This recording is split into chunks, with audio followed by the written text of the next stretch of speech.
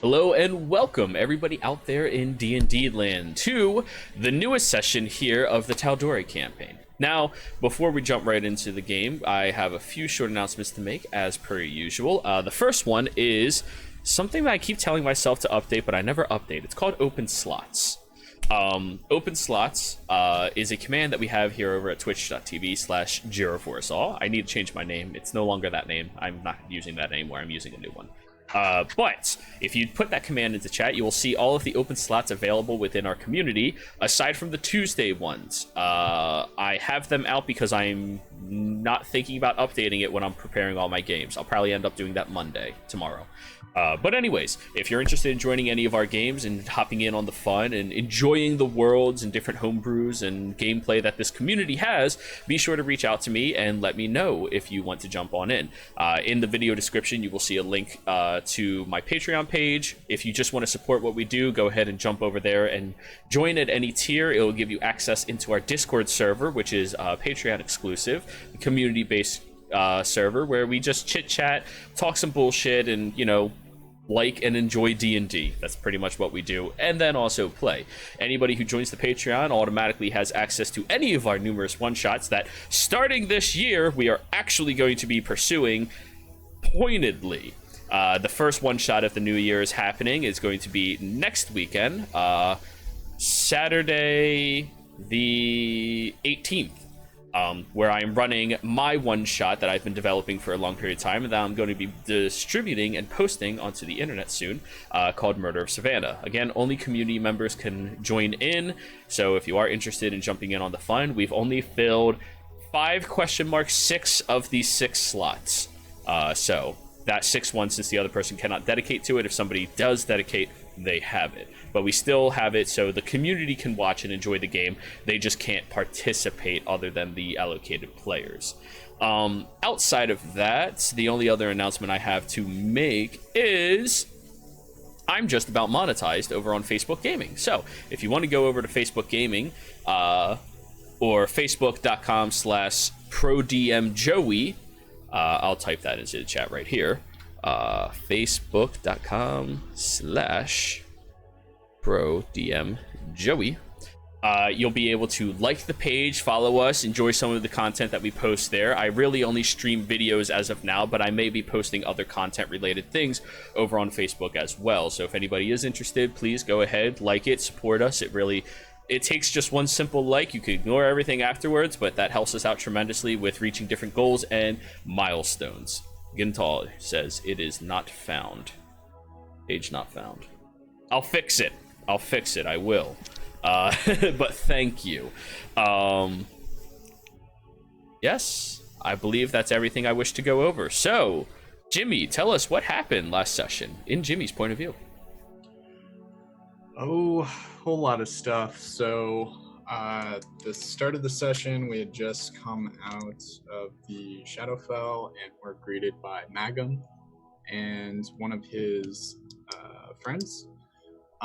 He basically wanted to debrief us on everything that we had experienced. He took us to a small shack nearby, which was magically enhanced in a way. So we just kind of spent some time with him, spent the night there, upon which, late through the night, Magum went and grabbed Jimmy to help him finish his project, which appeared to be some type of arcane construct golem of sorts, which they finished, and once completed, took the form of Magum himself and appeared to be more of a arcane simulacrum. After that, Jimmy continued working through the night.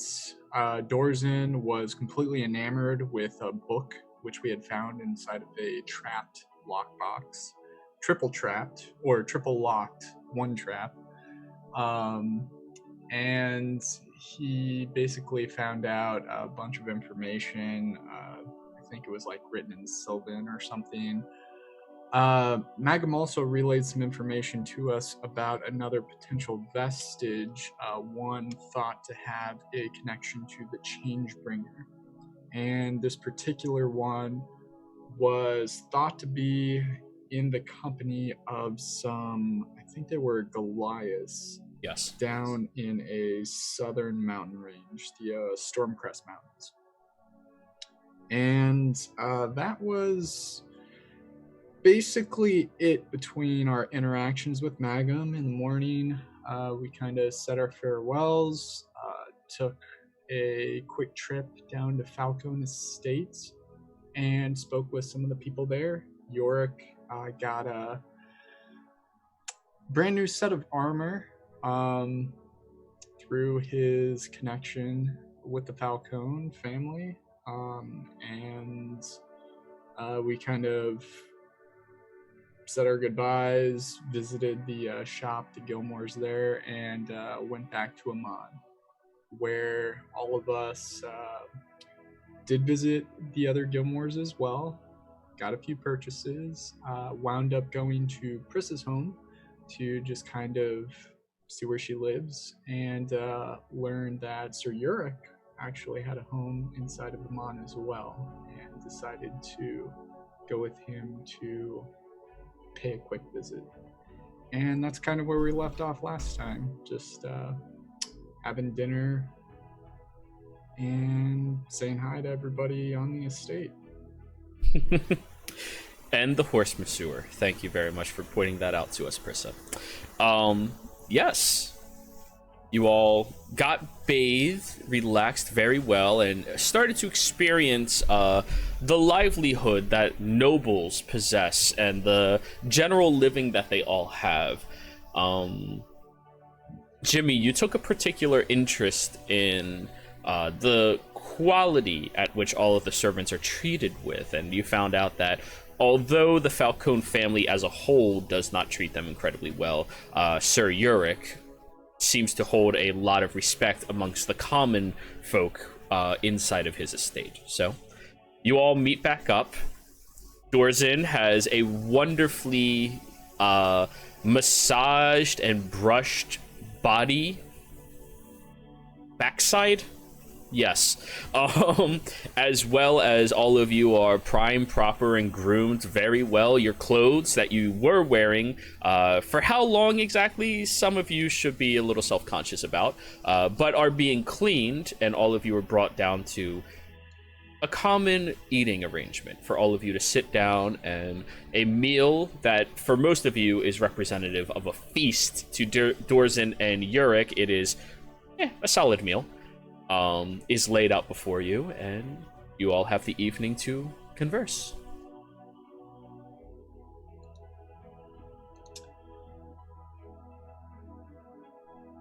This is a fancy house. Yeah, very fancy. Have you ever seen a house before? Super fancy. It's certainly something. Yes. I wonder why you not told us before that you lived in Amman. Well, I guess I never really thought it especially relevant. I suppose, well, I assumed you would assume because of my family name that I did have some belongings, and I mean, yeah, to in the be, area. to be fair, a lot of the churches that I grew up around, they tend to have a lot of money. I kind of assumed you had a little bit, but not this much. Yeah, well, I was born a very lucky boy. I will say, my family has been fortunate enough to have been blessed with good fortune, and I'm not really sure what to say about it. I do sort of feel some sense of, well, not exactly sure what to call it. I wouldn't exactly call it shame, but seeing as there are so many people who have not been blessed with the same fortune, I do feel a bit bad. Guilty. I'm not guilty either. I mean, I can tell you in our community, it's bad luck to say you have good luck. So we just never say. Yeah, and my parents get especially, yeah. Well, luck is something brought by the Changebringer. It is nothing that is bad to talk about. Well, the word luck itself implies some sort of, well, a lack of intention, I'd say, but I prefer to see it as a blessing instead of just good luck. I do think the gods have their own influence on our worldly life. You mean like smart investments and strong And of course, business they just sense? walked out of a god's house. Yes, luck is what you might say, something akin to the blessing of a god. Exactly.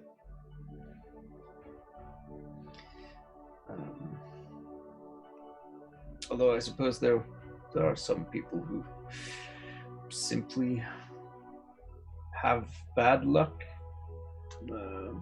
in the more traditional sense, you will. Although I prefer to see it as the gods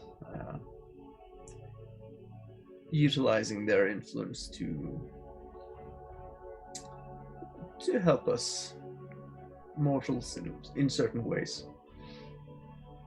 Sir Yorick, have you ever spoken with your god, Sarenrae? That's your god, correct? Yes. Well, spoken with. It's not in the literal sense. Of course, I do speak to her every day, but she sort of speaks back to me in the form of the abilities and gifts I'm granted. But has she ever told you that she did all this for you? No.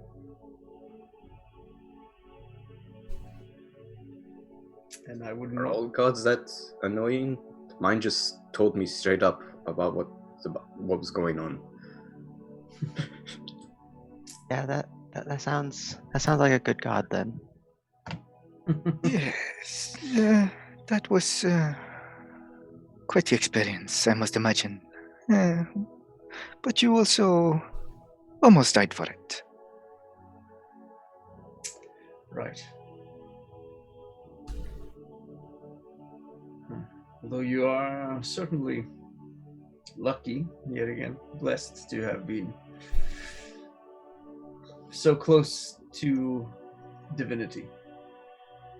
I'm a centaur. We're born with lucky horseshoes, don't you know that? I suppose. Huh, I did not. That is quite interesting.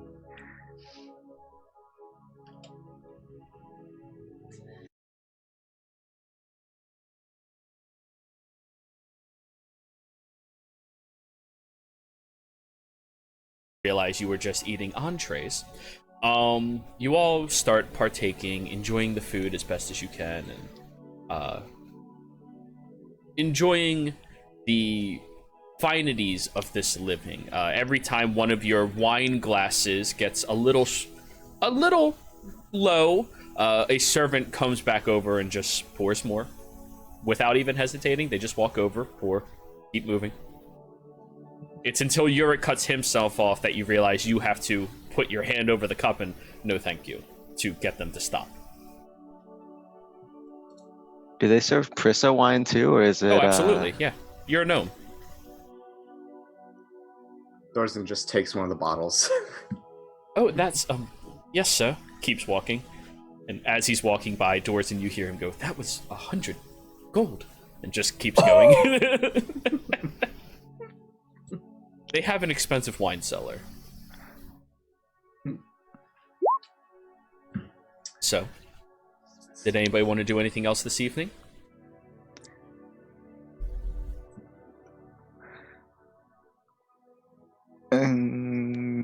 Alarn will just head out and shop a little bit for like travel essentials. Now that he can carry some more easily, like extra food, water skins, clothes, stuff like that. Of course, no problem. So, you enjoy a very restful evening, considering the things that you've all had to endure as of late. Each of you falling asleep one at a time. Jimmy with his head against the table with all manners of different aspects lying across it that he was currently working on, probably. Prissa with her nose literally dripping onto a book from the little bit of wine she drank and enjoyed. Dorzen, there's a fantastic room on the first floor that they set up for you with large beds and mattresses that they just throw on the floor so you don't even have to worry about climbing on top of it. It's very cozy, very comfy.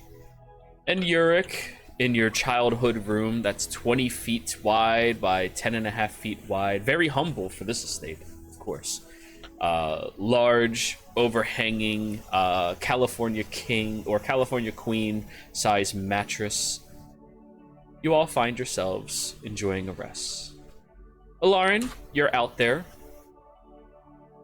finding random effects that you need and walking around this town, the nicer district here. You haven't actually spent a lot of time here, shockingly. Despite the fact that you are a religious individual, you've always just been on the move. Changebringer rarely entices individuals to go to an actual temple, but to one of the shrines on the roads, where it's more representative of who they are to worship them. But it's nice. It's relaxing. You end up finding a fairly large apple tree. The overhanging branches hooked very comfortably, as if you could lay on top of it with ease.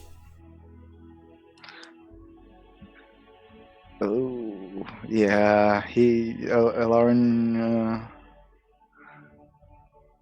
doesn't really care much if people see him, so he just scoots up and lays down, arms behind his head, and looks up to the sky.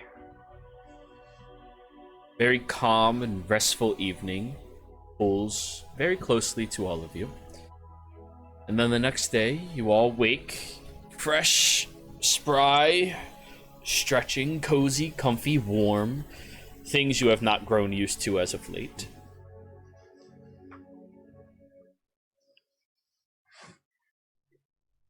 What would you all like to do?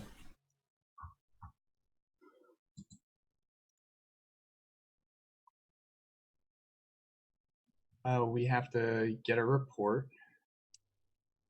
back to Fox Machina. I know you said, Prissa, you talked to Pike. Did they give us any feedback about when we needed to return and show what we've accomplished? I sent a message to Pike earlier. It was I let her know we were back, but I still need to ask her where to meet.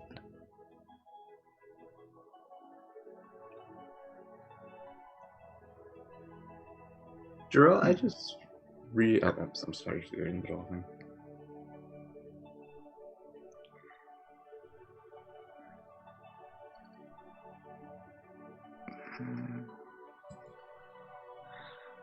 So?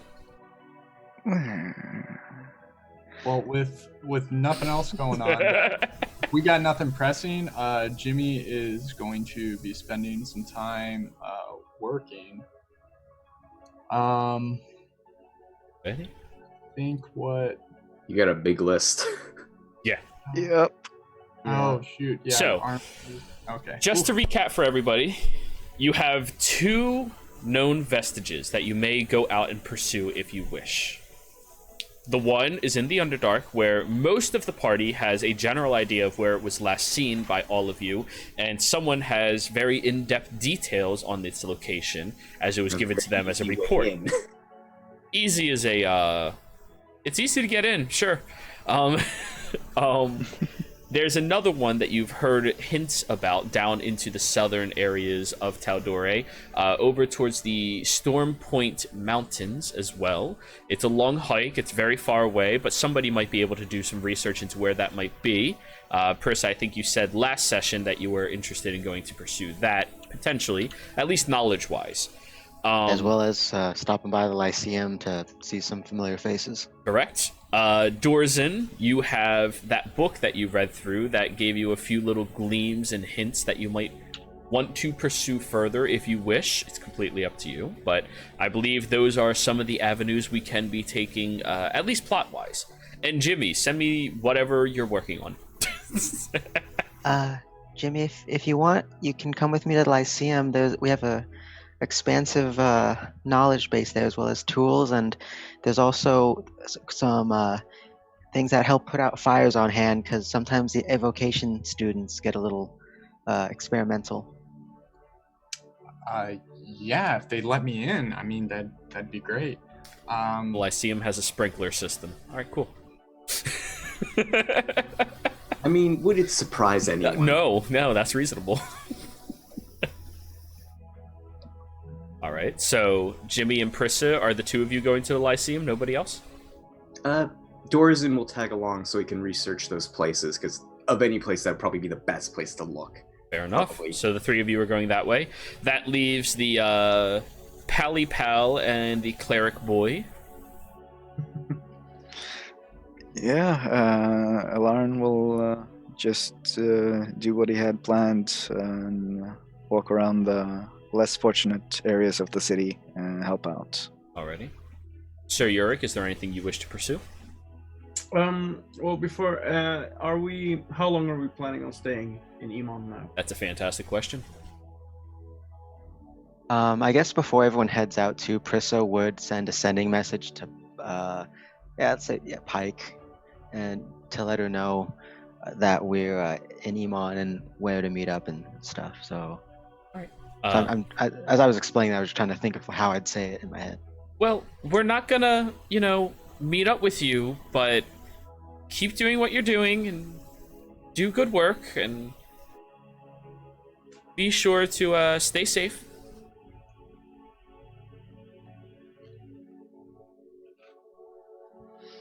Yep. They are not No leaving their indication position of when we should go to the forest at all. when you're done. They're keeping an eye out over there right now, but they're not trying to rush any of you. They're trying to make sure the work you do is reasonable and suitable. So we can totally go to those mountains.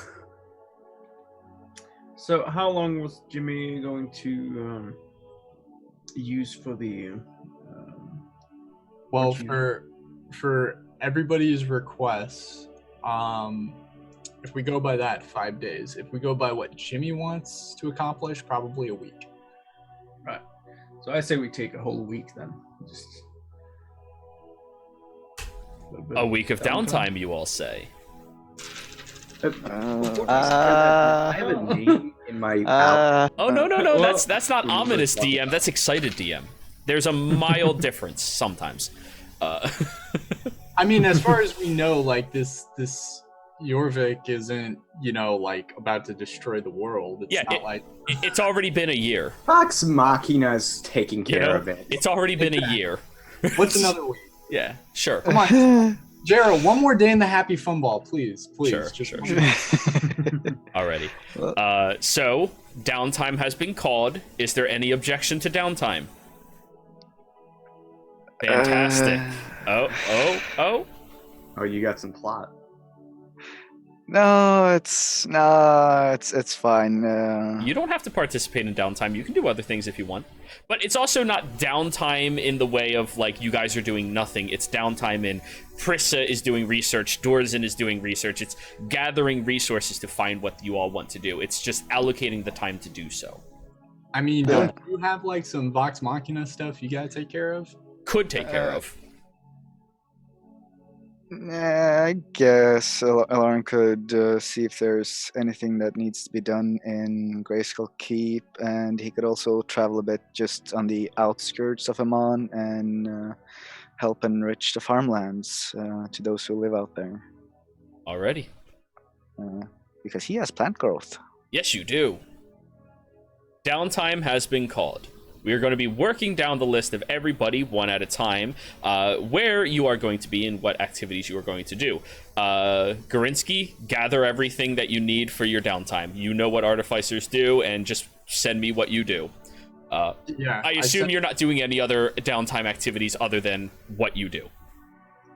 Yeah. Okay. I've sent you the list. Is Discord better, Zoom, or... Discord is better for a list of things, but for getting my attention, Roll20 is best.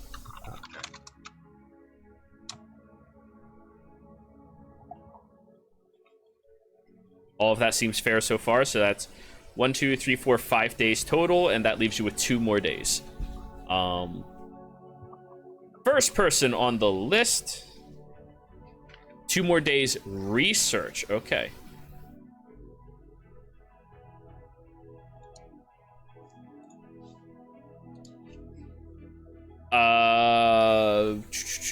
Prissa, we're just going to talk about it. It's downtime, so we're just going to go through the motions instead of just messaging privately.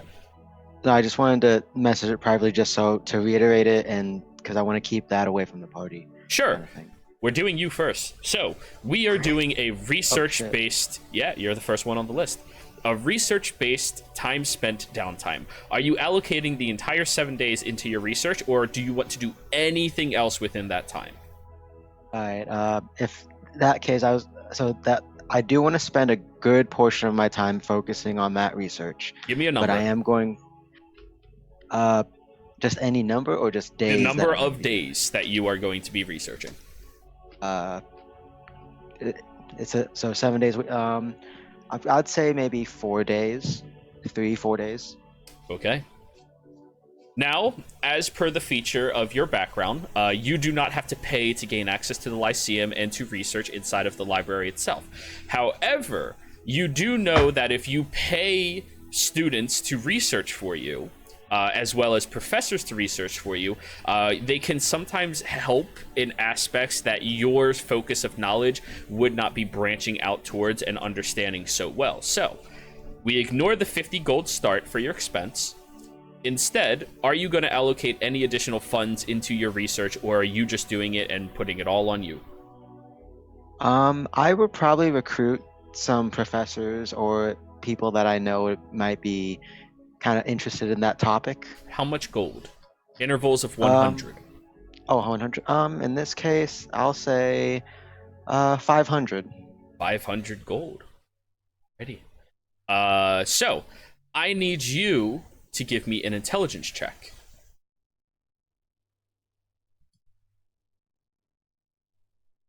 You know what? I don't like that roll. Why is it intelligence? It's investigation, right? Research is investigation, correct? Everybody agrees with me? Yeah. Okay. There's a reason Thanks, why there's a history. Can I keep that roll though and just add the Ooh. additional 4 to it, or? Well, we were discussing it before we saw the roll. It would have to be a re-roll if you're going to be going with that, or you can keep what you have. Oh god, gambles. It's your call. But yeah, I think Dorzen is correct. History is more like a recollection of everything. Investigation is uncovering the history. I think investigation still seems right? Yeah, I'm going with yes. So roll an investigation, please.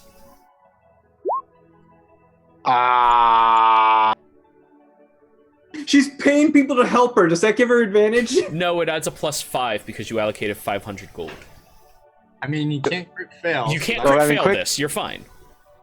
Quick question is, is Jimmy there to like Jimmy is always focused on what Jimmy is doing. should have just kept the first one. Yeah, I mean, that's the gamble of it, though. You had a much higher probability. However, you're still uncovering information. It's not an issue. So that brings you up to +5, which is 14. All right. Roll me 2 d20s, Prissa. Wait. No, 2 d10s. 2 d10s. All right, so 2 and 9. Right?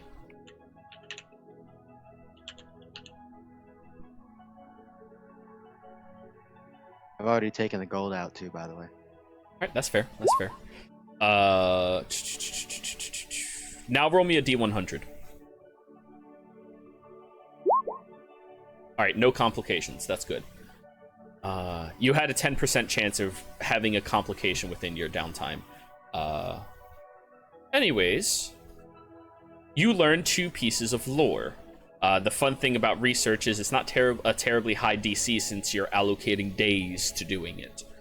You just need to be, not terrible at it. And the fact that you're a student in the first place helps you out tremendously. So, you were researching specifically what you whispered to me in private, or were you researching anything as well? Past that.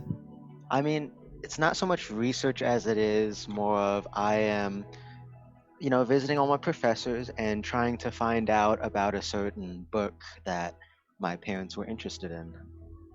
Now, I'm not gonna attempt to take it or anything. But so you're not researching. No, I'm not researching anything else.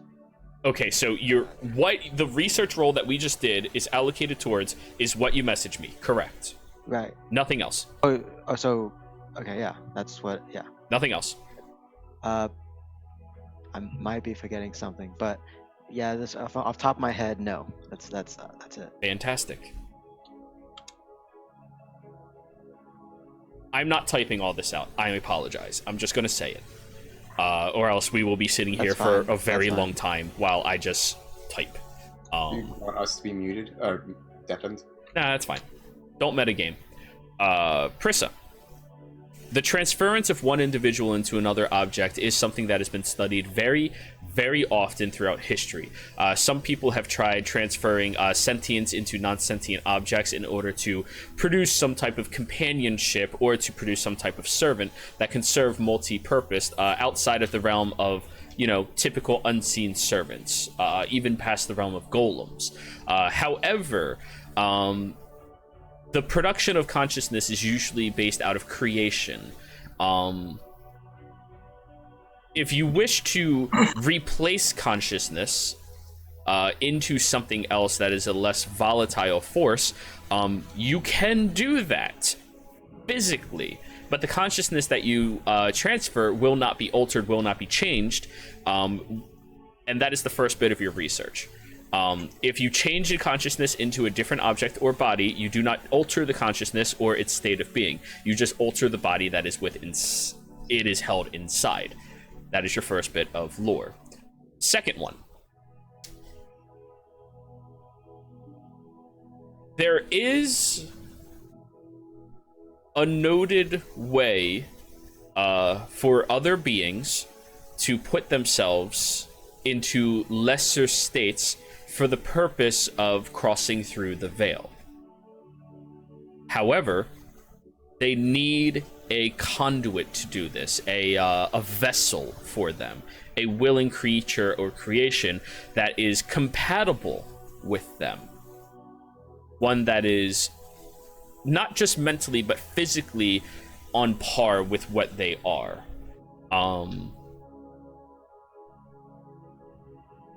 Creatures can willingly do it when they are of the extraplanar variety.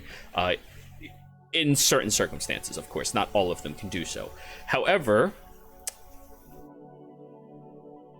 there was a school of practice far, far away from Tal'Dorei where they tried forcefully replacing the consciousness of individuals in order to weaken them.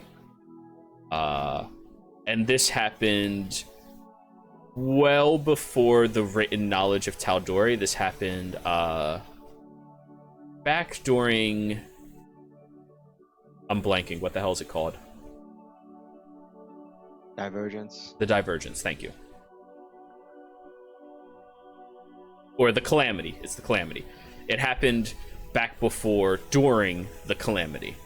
As far as the written knowledge of that goes, you do not have access to any of the books that may better pursue. However, you did pay a handsome price, so they do let you know they have minor research into it. They can reiterate some of the knowledge to you. However, you are quickly learning that on the surface, those books and knowledges have been destroyed and eradicated. You would have to go somewhere ancient, forgotten, or research out into specific people who have acquired forbidden knowledges and books to better pursue them and find them to see exactly how you would do that.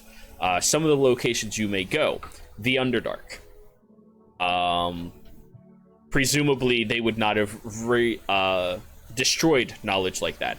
Outer Planes to a research facility, much like you experienced in the Raven Queen's castle. Situations like that, you can find collectors. You just need to know people who can find it for you. In fact, it is even suggested by this individual that you may want to pursue people who are less than desirable to interact with to find books like that for you. It'll be incredibly pricey, but it would probably be a better bet than researching in the Lyceum for it. However, you do have an avenue to pursue. Yeah. The other thing that, as you were explaining that too, I did remember the other thing I wanted to research. I don't know if I'm going to be able to do it now because You only got two things. Sorry. All right. Yeah. That sucks. Yeah. That's why I don't like starting the sessions. Like, Yeah. Well, I mean, somebody has to start.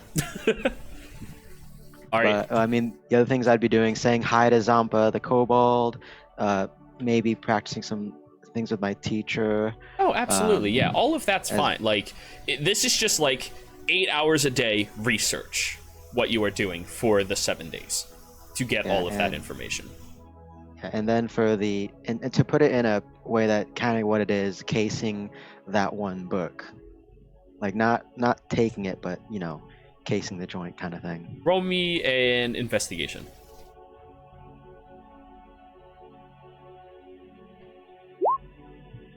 Oh, sure, that's the one. Okay. You know exactly where it is. It's in the Forbidden Knowledges section that is sectioned off only to the most esteemed masters of their respective studies in the Lyceum. However, you do know one of the professors who can be easily swayed by gold, as you found out since they did research for you for a small price. They did tell you for 1,000 gold they would be more than happy to let you borrow a book inside of the Lyceum, of course. Not allow you to leave the Lyceum, but to take it out into your area to read. Huh. For 1,000 gold. Prisso will remember that, but at this time and place, that's not of major importance. That's Correct. Just something for the future. Correct. Next person's downtime. Sir Uric, what type of activity are you going to be pursuing during your downtime? I'm actually just writing up my schedule right now. Okay. Short. Yeah, I'll spend mostly. I'll spend the morning sparring a bit with Call, helping him practice to become a bit more proficient in combat oriented things. And then I'll spend most of the day at the temple, holding sermons and helping out with whatever needs to be done. And in the evenings, I was thinking I'm going to walk around some of the more shadier districts, trying to nudge people onto the right path if they are some of the more seedier types. Are you and stuff. using your background? How so? You mean? Let me just look at your sheet real quick.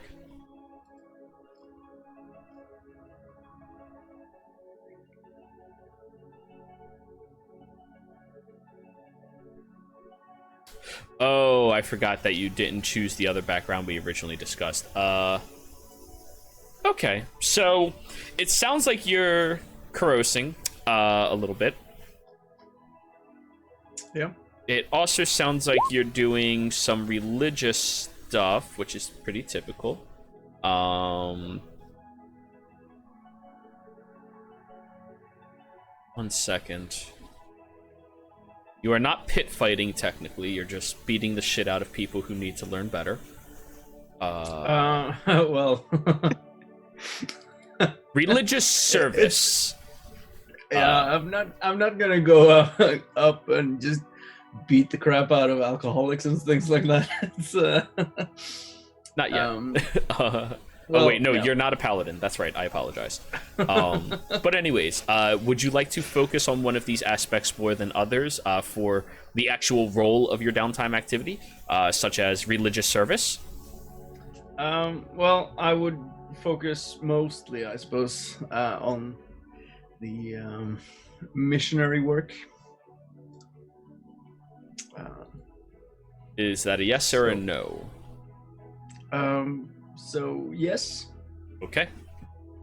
Religious service. A character with religious bent might want to spend downtime in service to a temple, either by attending rites or by, I'm not pronouncing that word, I know what it is, in the community.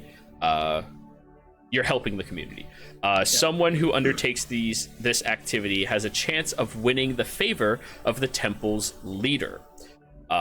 Performing a religious service requires access to and often attendance at a temple whose beliefs and ethics align with the characters. If such a place is available, the activity takes 1 work week of time, but involves no gold piece expenditure. Resolution. At the end of the required time, the character chooses to make either an intelligence religion check or a persuasion check. The total of the check determines the benefits of service as shown on the service table. So, which would you like to roll? A religion or a persuasion? I'll say persuasion. For it. And I'm gonna use my human determination to roll twice and take the list. Yes, because humans are determined. Yep. All right, 14, not bad. The time you spent with them. Wait.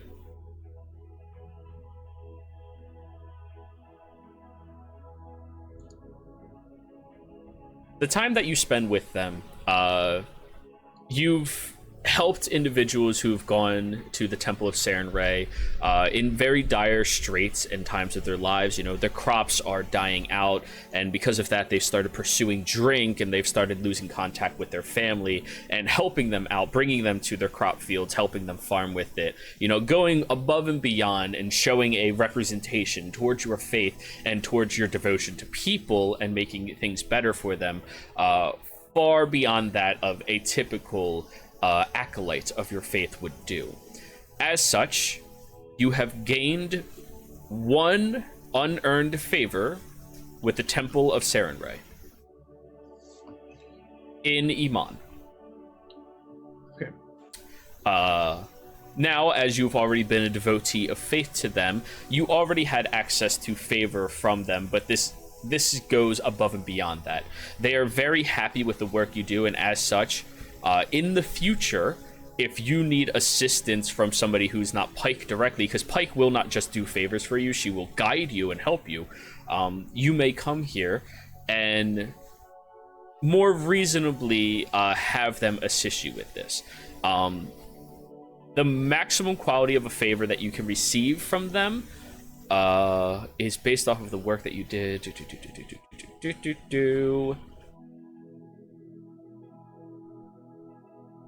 They can reduce the cost of a clerical spellcasting by 50%. as well as it goes up to the quality of a deity's intervention. So you may come to this church and ask them to call upon divine intervention for assistance. Okay. Yeah. Doing God's work actually helps people sometimes. It's a bit more than thoughts and prayers. Well, I mean, that's the thing about going above and beyond. You show that you're worth, you show that you pursue this faith, and you had to have the stipulation of belonging to their faith and guidance anyways. You're a freaking cleric. There. Aside from that, now, of course, within reason. They will call upon it, but it's within reason. Aside from that, I think Alarin, yours will be the next easiest one to do, because I believe you're probably doing around the same thing, right? Yeah, more or less. But unless there was a different activity you wanted to participate in.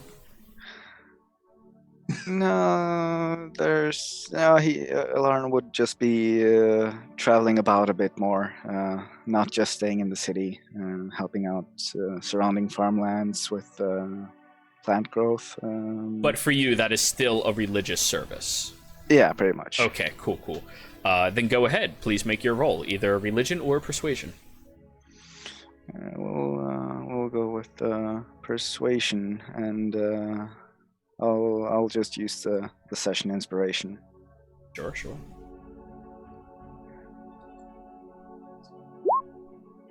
23. You stop by the church, as, you know, it's nice to do. You look inside. It's very simple, very plain, but there's lush floral flora in here. Very beautiful looking ivory pedestals with different flowers growing over and just showing the beauty of nature and the quality of everywhere around here. Even walking through the chapel is somewhat like a maze, but more of a playful maze where you have to navigate through, find your proper way, and begin discussing with an individual who he seems overrun right now. He has 5-6 different tasks that he needs to get done from what the community is asking him. Apparently there's been a very big issue with crops not growing properly in this region. Some of them being, unused, some of them being infested with vermin, being infested with plague, and just generally not being usable at all. And seeing you as a follower of this faith, they beg and ask you to go out to the farmlands outside of Amman and assist these people with it. Without even hesitation, of course, you accept. You go out there and you spend your week traveling day and night, going there, casting your... what is the spell that would remove that you have as a paladin? It is, as an Ancient's Paladin, I get plant growth, which has 2 different ways you can cast it. So you can use an action to basically make difficult terrain in a large area, or you can cast it over 8 hours to enrich farmlands and all plants within a 1 mile radius for a whole year. So that one. Yeah. And you also notice you have to... you have to cast protection from poison. That I also have. Yes. But you do that every day for all of the land and start sowing it into the lands itself, taking time, praying, and every now and again you kind of forget to sleep in between doing it, noticing exactly how damaged these farmlands are. And it's not something that's typical, especially for Iman. I mean, their crops are fantastically grown and well tended to usually, but apparently something has sullied the land around this territory a bit, and it's very unfortunate. But you do make it marginally better, and as such... yeah, I can also cast Purify Food and Drink and use Lay on Hands to remove diseases and poisons. You exhaust yourself over a week, but... Pretty much. You do get the job done, and as such, the cleric... You have to track down, he's on a different farmland currently, helping with other things as well. But when you come across him and, you hand in all of the paperwork for all of the homes that you've assisted, all of the families' names, as well as taking the little bit of coin that they gave to you and, distributing it across the Commonwealth, just not keeping anything, just helping out everyone else as you can. He thanks you very greatly, and you have earned yourself 2 favor from the Changebringers chapel here in Amon. Mm-hmm. And they can go all the way up to, yet again, divine intervention. Now, to clarify, you don't get a divine intervention. You get to ask them to try to roll for divine intervention. Yeah. But, it's still better than not having it, considering, Yurik, you cannot divine intervent yet, can you? Not yet. Level 10, 11? Level 10. Yeah. So, both of you be sure to mark that on your treasures page. Yeah, Lauren would ask for one off the bat, I think. Absolutely. We'll ask if he can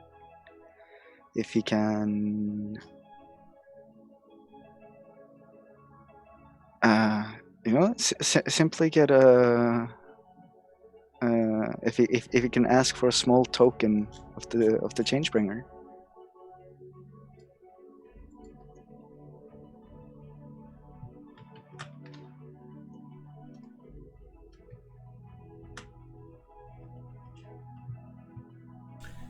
What purpose do you need this token for? They ask you. And sorry, I'm not doing all my usual voices. I have a really fucked up voice right now, so. No specific purpose or use, just a token of, just a simple token for him to treasure, basically. Right.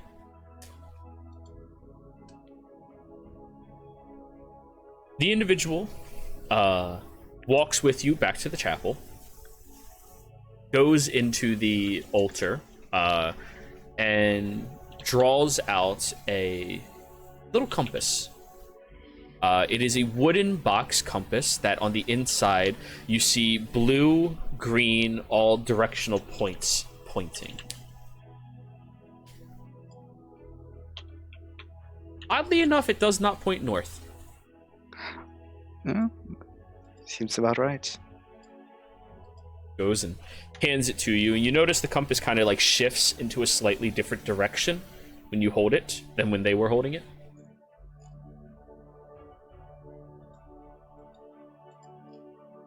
Well, there you go. Should be a comforting token. Thank you. Be sure to come by again if you need something else. Yes, I will. It was just my pleasure to help. Smiles and nods.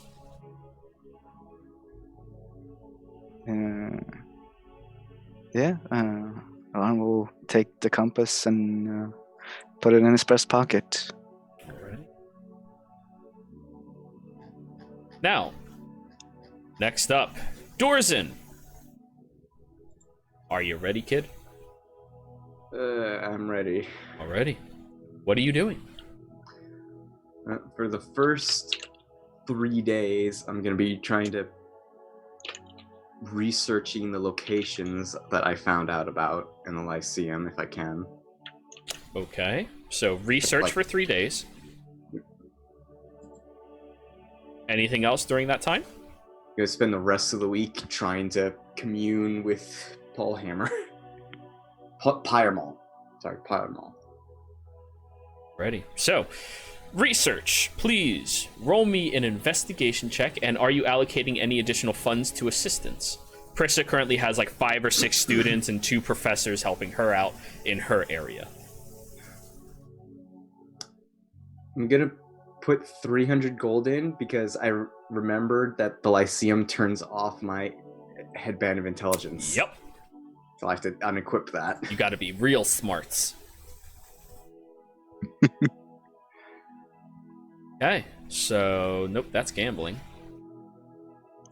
Go ahead and roll it for me, please. That investigation, right? Yes, it is.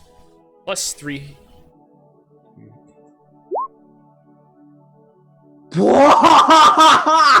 Wait. What's your natural modifier? -1. So that And comes my out to a proficiency- 2, so a dirty 20. No, that I unequipped the headband. That is natural. Oh, you're just proficient in investigation? No, I have a +4. I have a 4 in investigation for some reason. Yeah, Then so it it's didn't 22 unequip. minus 5. Yeah, that I did unequip it.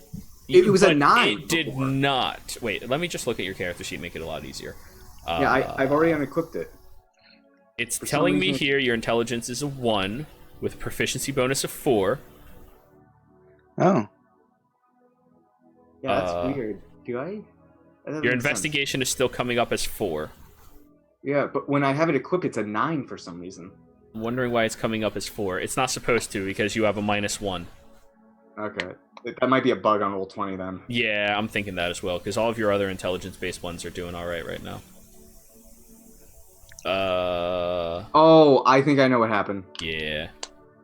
The modifier stuck in over on the skill page. No problem. Boop, boop. We'll change it back afterwards. Alright. Also, keep in mind... Oh, that gold's not actually on you. Never mind. But anyways, so your investigation is a -1, +3 puts you at a +2. So, a dirty 20. Not bad. Unfortunately, a dirty 20 still only yields 2 pieces of lore. The skill range for that one is, 11 to 20 for 2? So you both accomplish the same amount of research for what you are pursuing. So which 2 places do you want the information on?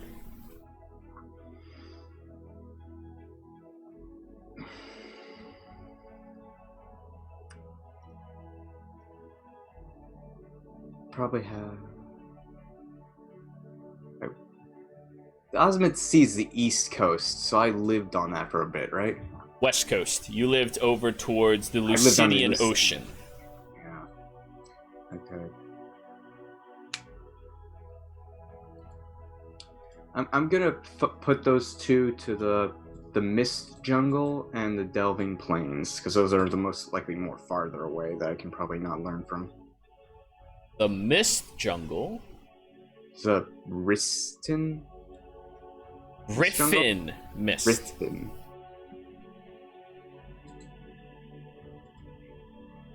The Riffin Mist Jungle. And what was the other one? The Delving Plains.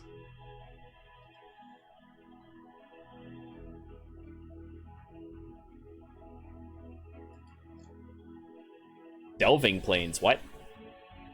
I got 4 locations from that book: the Mist Jungle, the Osmond Sea, the Dividing Plains. Maybe? Dividing Plains. Yes, that's a lot different. Okay. Okay, no All right. problem. I was very confused. I was like, I didn't fuck up that bad, I hope. So, No, I just screwed up taking notes. that's fair.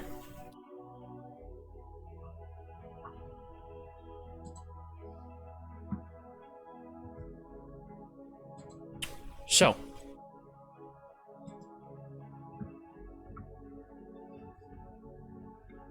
the Riffin Mist Jungle, where the verdant expanse is a massive landscape of fey-touched forest, the shadowed groves and glittering paths belying the threatening nature of the woods. The Riffin Mist Jungle stands as an endless, tangled mass of unchecked natural chaos. The vine-strangled floors of the jungle are clustered with swollen trunks, spine-laden ferns, and carnivorous plant life that waits for the unknowing wanderer to make an incorrect step.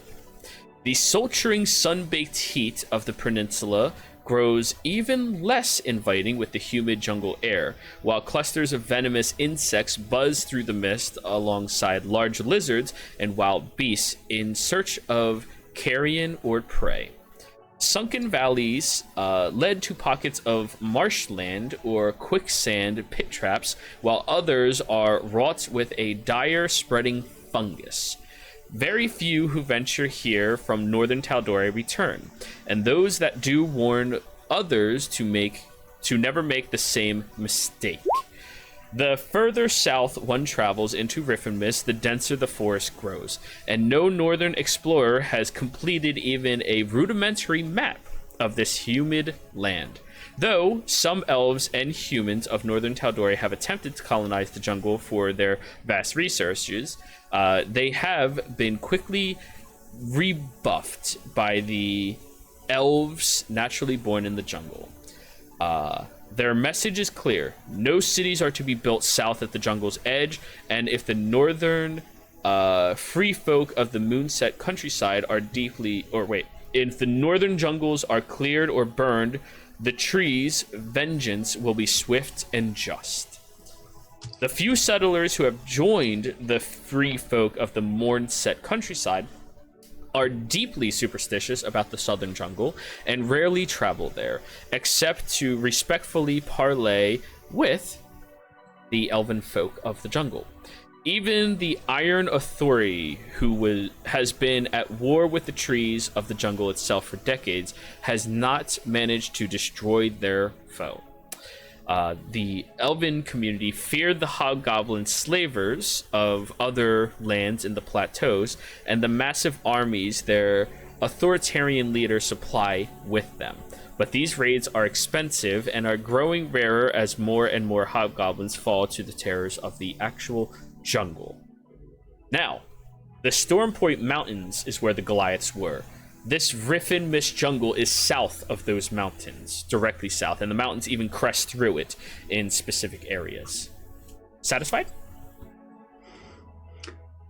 I will send that all to you. That's a lot of stuff in that jungle. Yeah, I'll send it to you. Thank you. Message me on Discord real quick. Or here. I'll just make it here. Make it a lot easier on everybody. Since I'm doubting you're not going to share this information with them.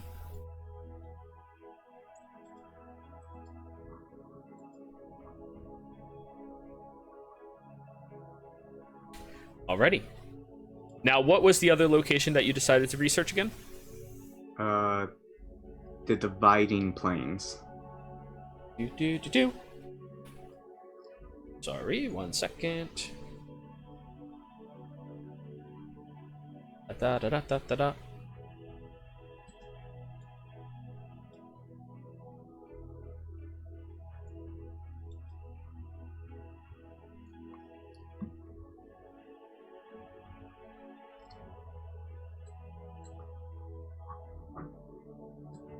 Whoa, that is not okay.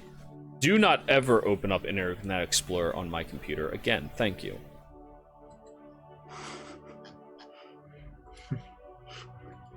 No, I turned that off. I don't know why it was showing up.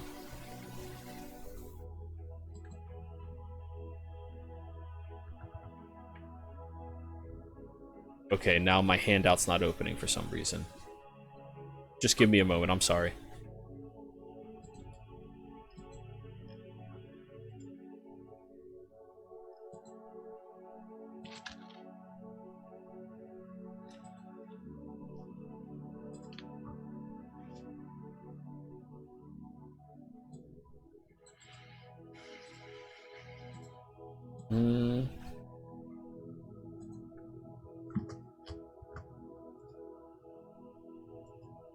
Boom, there it is. Okay, cool. Sorry, it kept trying to open up Internet Explorer, and anybody who understands Internet Explorer, my stream would probably die just because of all of the fucking data it consumes. The Dividing Plane. Was there a specific aspect about it that you were researching, or just what it is? I guess what it is in relation to what I'm looking for, I guess, is the best way I can describe that. So you're trying to find information related to that. Now, if you look at the map,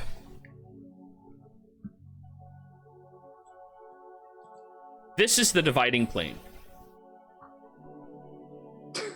The open territory that is not inhabited very greatly by anybody except for those closest to it in Kamal.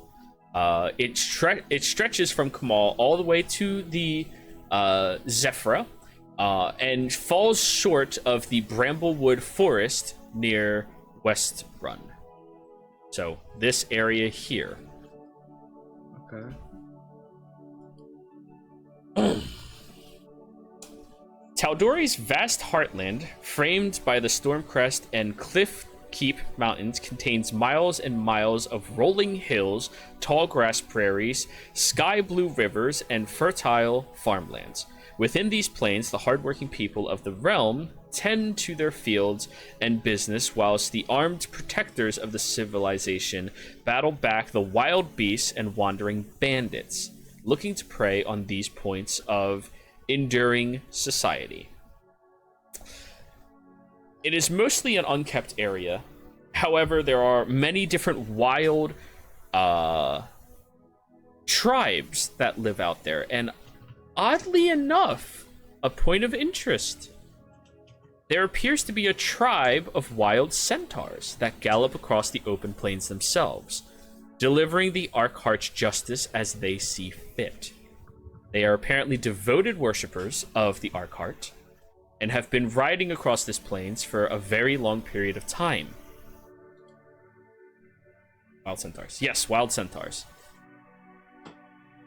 You never heard of these individuals, and nobody seems to realize that they exist. However, it says very clearly in these books that they just keep riding. They don't stop. They keep running. They always travel. They don't set up camp. They are constantly on the move, seeking out the Archearch's wishes and purpose here on Tal'Dor. Now, as far as research into what you were looking for goes, unfortunately, there's no written knowledge about a vestige that may lie out here. What?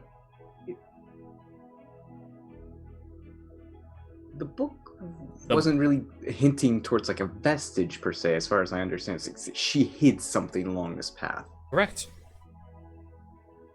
However, a point of interest that all of you are interested in right now is vestige. So I'm just pointing out that no, it did not specify anything about vestiges ever existing there. However, this is the outstanding point that stands out to you. Pretty big outstanding point. And if anybody wants to question me, it's literally in the fucking campaign setting, so.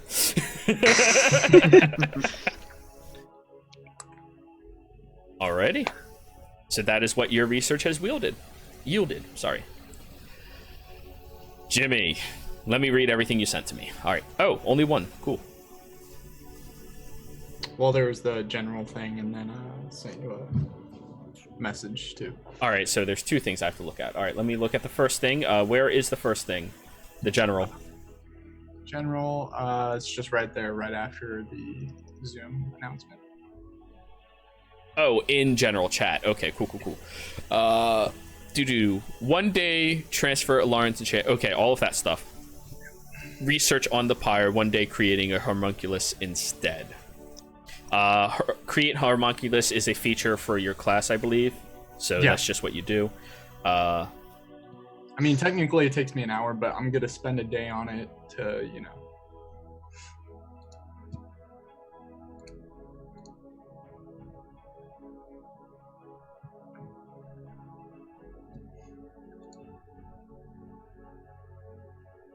Okay. Let me get back to my other handout. None of you can hear that, right? Let me get to my other handout. No, what? Okay, cool.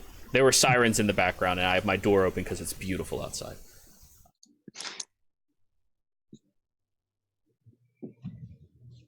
So this would be considered create magical item.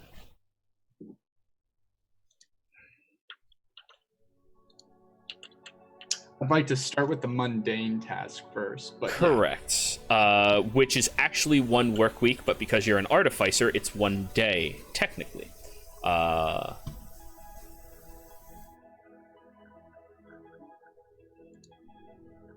Roll me a tinkerer's check, please, Jimmy. That was a tinkering check, correct? Tinkering, yes. Sorry, am I hard to hear? No, you just cut out a little bit. Okay, sorry. Yes, tinkering. Oh, I was leaning away from my mic, that's why. bu- bu- bu- 24. Very And high.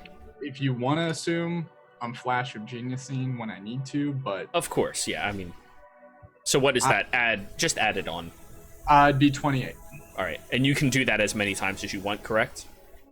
4 times a day, so... Oh, all right. So there is a limitation to it. I'm gonna say it's half of the benefit then, since you're distributing the genius. 20, Distribute the genius. All right. So 26. Big difference as the DC is 25. You begin crafting. Am I okay to say this out loud then? yeah, absolutely. Okay.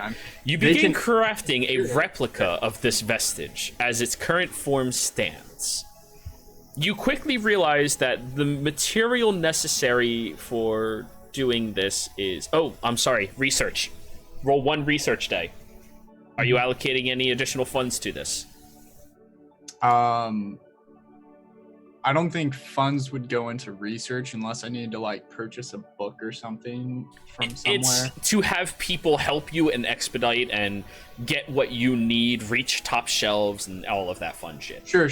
Okay, so like it also out of game mechanically gives you a +1 per 100 gold up to 600 gold.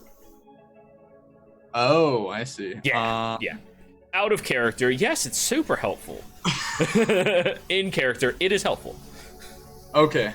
Yeah. I Your call. I think if this would be okay, Jero, I would like to spend 1,000 gold to try to find myself a manager. You can call it an artisan manager, a banking manager, kind of an all-around person to help me divvy up my finances and like take care of my projects when I'm not around. Could I find somebody like that within Iman? All right, well, that's a different role.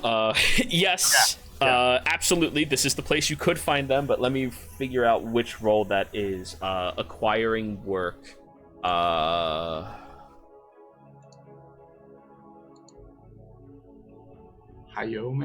Hype man? No, not quite.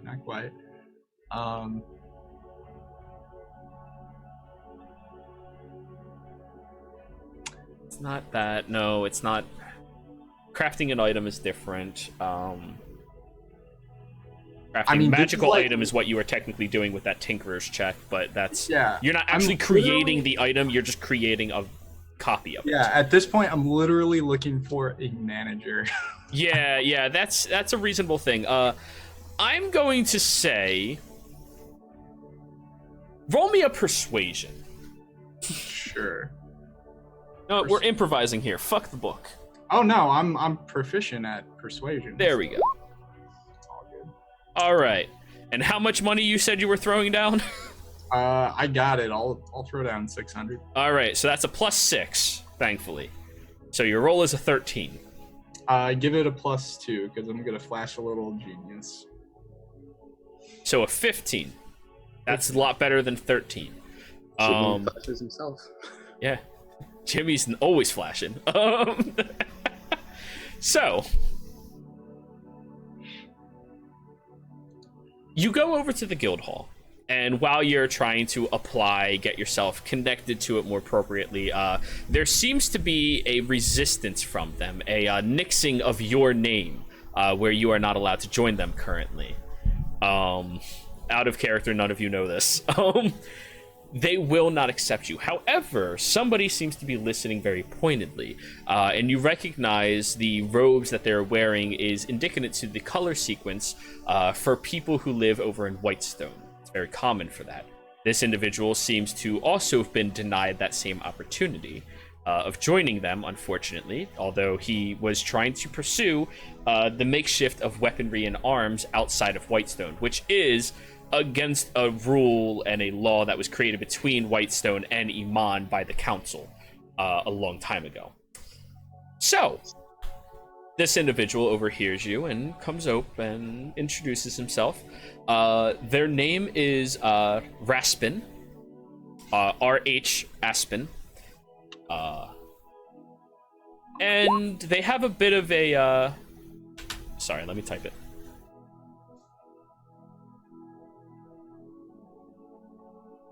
Raspin. Got it. Cool.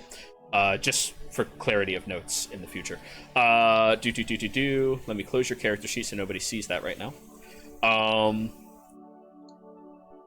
Raspin introduces himself and sees that you are more than happy to throw gold at the problem, and entices you to consider him as an accomplice, a co-researcher of sorts. And it sounds like a great idea. He doesn't seem very, interested in traveling outside Iman.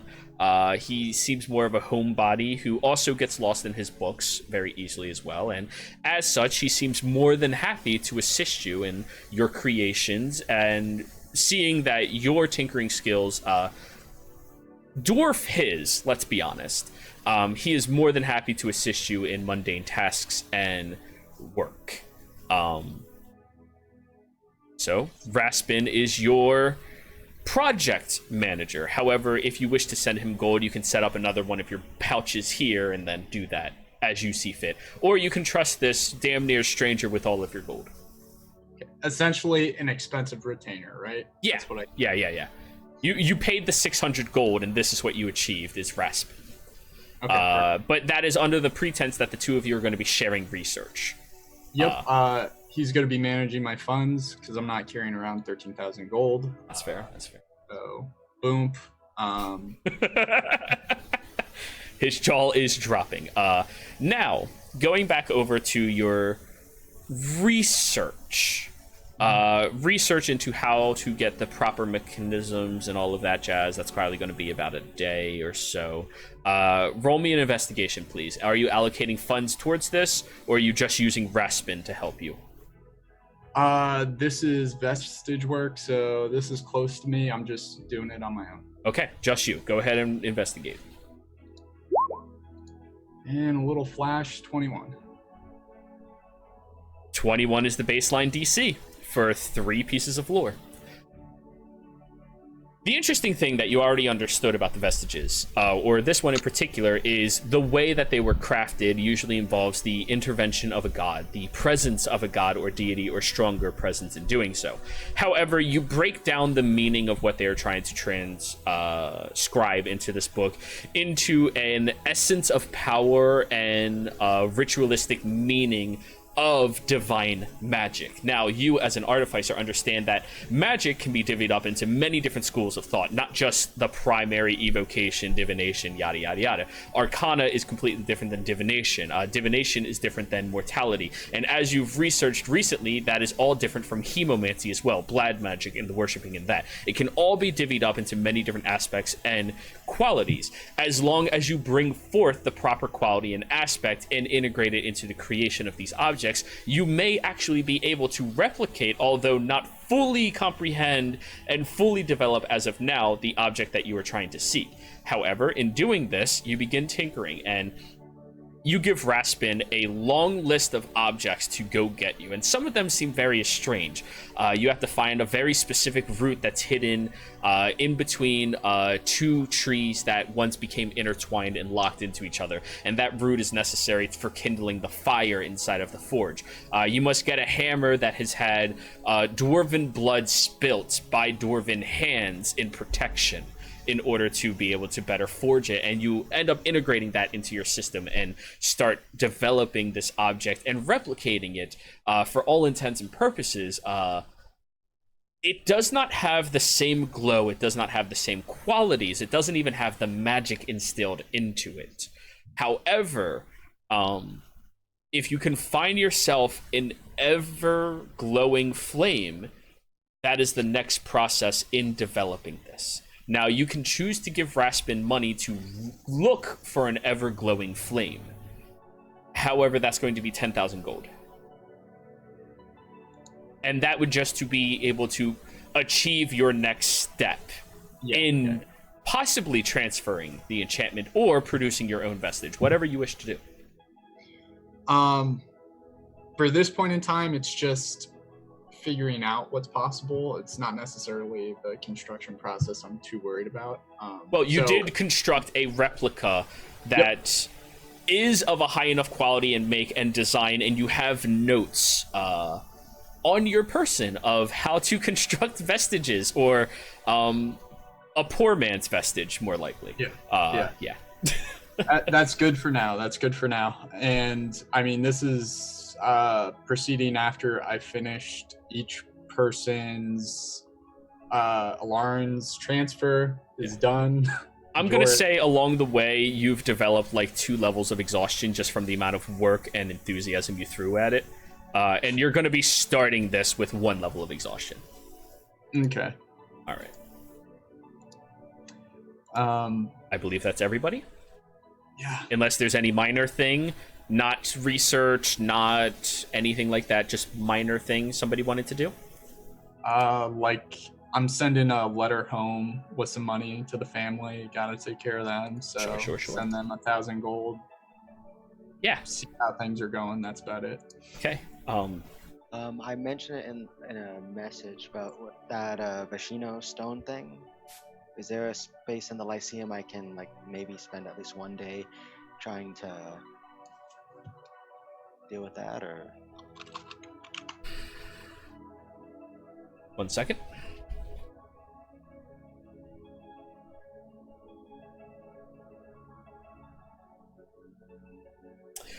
The Vashino stone.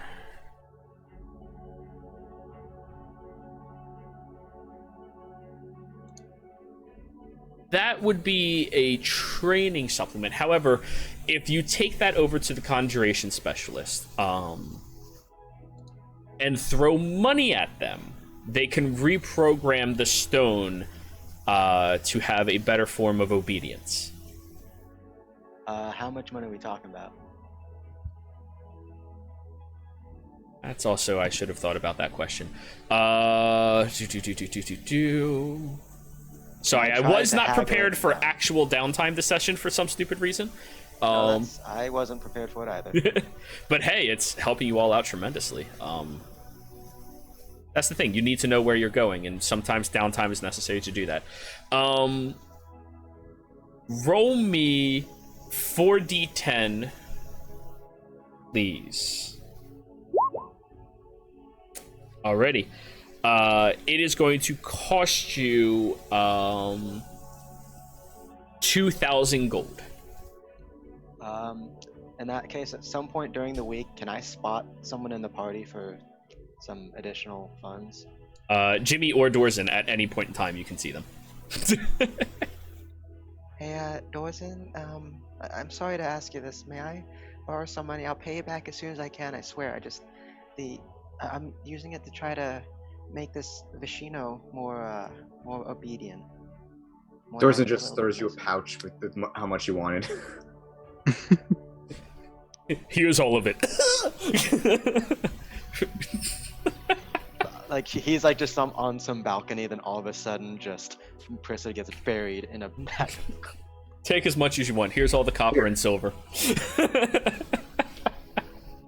Alright. Yeah, I'll use 1,500 of it, and I'll use 500 of my own. Alrighty. I'm going to also say that one of you or several of you came up with the idea of downsizing your money into more easily held amounts of it instead of all of the silver and gold. Just so, not silver and gold, all the copper and silver. Just so we know that you can pull out gold by the thousands instead of silver by the thousands. Yeah, I transferred most into platinum, but kept some gold and some silver. Of course. We'll just say that you simplified it into a reasonable amount that makes sense for future endeavors. Done. Yeah. Quick question though, which direction was the compass pointing? Approximately. Do you always know the direction? No, but Give me a survival. Being inside the city, it should be fairly easy to figure out, yes, but still survival. God damn it. It's pointing. We're on the west coast. There's the ocean, so kind of east-ish. Not sure which way south, which way. Yeah. Yeah. So actually, no. Under that logic, like when you just look at the ocean, you're like, "There's west." It's pointing slightly southeast, closer to east. Okay, so Yeah, I mean, even with a 9, you're not an idiot. You would understand that. So it's, yeah, you know. I also have the Outlander feature that gives me pretty good. Not as good as Keen Mind with the Always Know North, but Right. You can travel anywhere and be fine. Yeah. All right, yeah. So it's pointing slightly southeast, mostly east. So only the difference of about like 10 degrees or so. yeah. Yeah, not very much. Alrighty. So Jimmy distributes the armaments and weaponry as you all requested it, as he is creating and finishing it up for each of you. You all meet up again for one final dinner at Sir Urik's home. Go ahead and share your findings and do what you wish to do. Didn't I have to roll for trying to talk to Pyramol? You forgot about my 4 days I was going to do that, didn't you? Kind of, but at the same time, you don't yield anything from it. Gotcha. You can try all you want to communicate to the mall, but it gave you a job. And it seems very hard-headed. It's a freaking hammer. It's like you do use one of my days to try to figure out how to prove myself. We'll call it research. Sure. Yeah. And this, you don't have to be in the Lyceum to research. You can actually go into better places for that. Like, this is book stuff. There's not a whole lot of combat-based knowledge of weaponry and everything. So you'll say you'll have the headband back when you research it in a better suited environment. So investigation, please. And also roll me a D100 attached to it as well. Oh, okay. And when you said like you're waiting to prove it and stuff, you're like, huh, how can I prove it? Is it generosity maybe? And then I just imagined at that point Prisoner was like, hey Dorzen, can I borrow money? And like, oh, here we go. Yeah, see, I am good person. Throws a hunk of change in prison. Ah! I effectively threw a bowling ball at her. Pretty much, yeah. But anyways, 32, cool, no complication. 16, that is enough for 2 pieces of lore.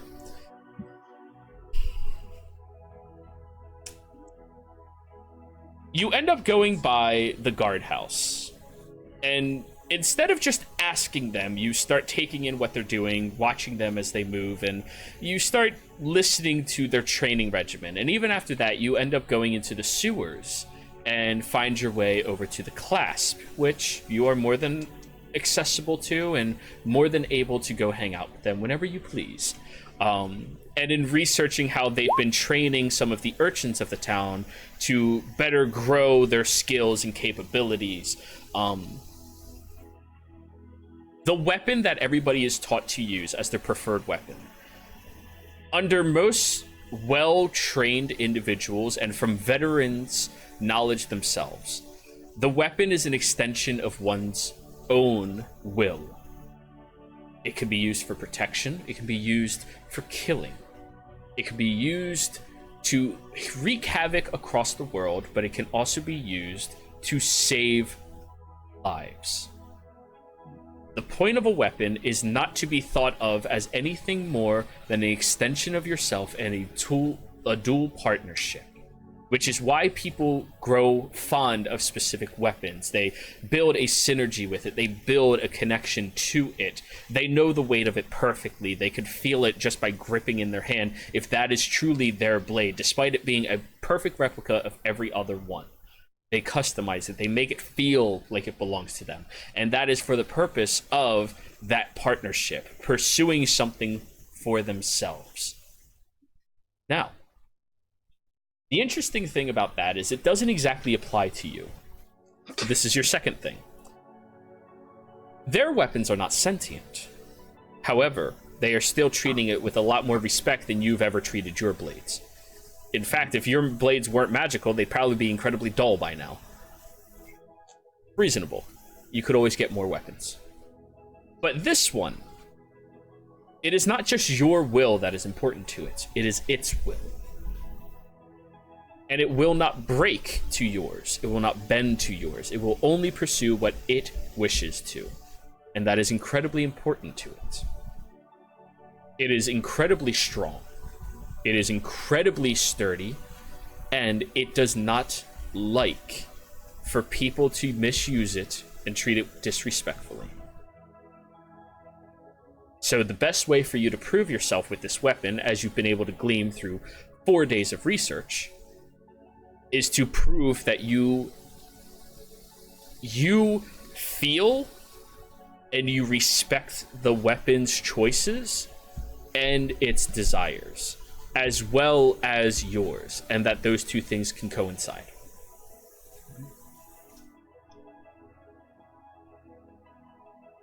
Now, the Pyramall still will not speak to you. However, you do feel its presence is understanding within your mind. It's in there. It's connected to you. It is already feeling you out. And it's evaluating you.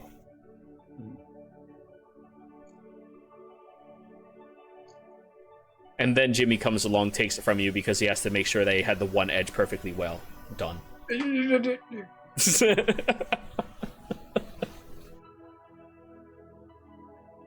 So, you all get to meet up in Sir Urik's castle once again.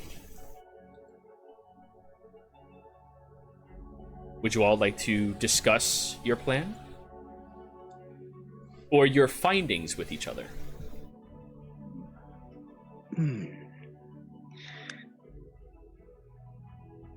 It is good to see you again. Have you all had a productive week? Yes, I'd say so. Just a bit of, well, religious work. Yes. How was yours? I was traveling the surrounding lands, helping out farms. Very good. Yes, and Are they having problems? there seems to be some disease or like going around with the crops, but I took care of it and should be fine, at least for the coming year. I did receive this compass as a token of appreciation. It seems to be pointing somewhat towards the southeast. Jimmy, And you when the- immediately notice that compass is broken. You sure? I thought compasses were supposed to point north, right? I think.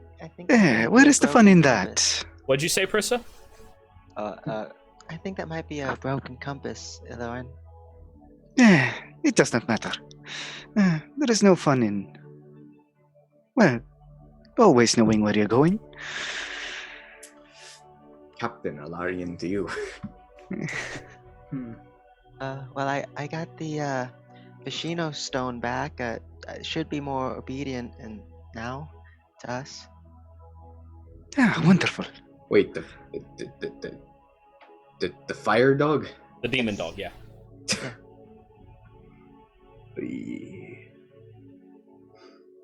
Still not completely comfortable with that thing. Prissa, do you want to try it?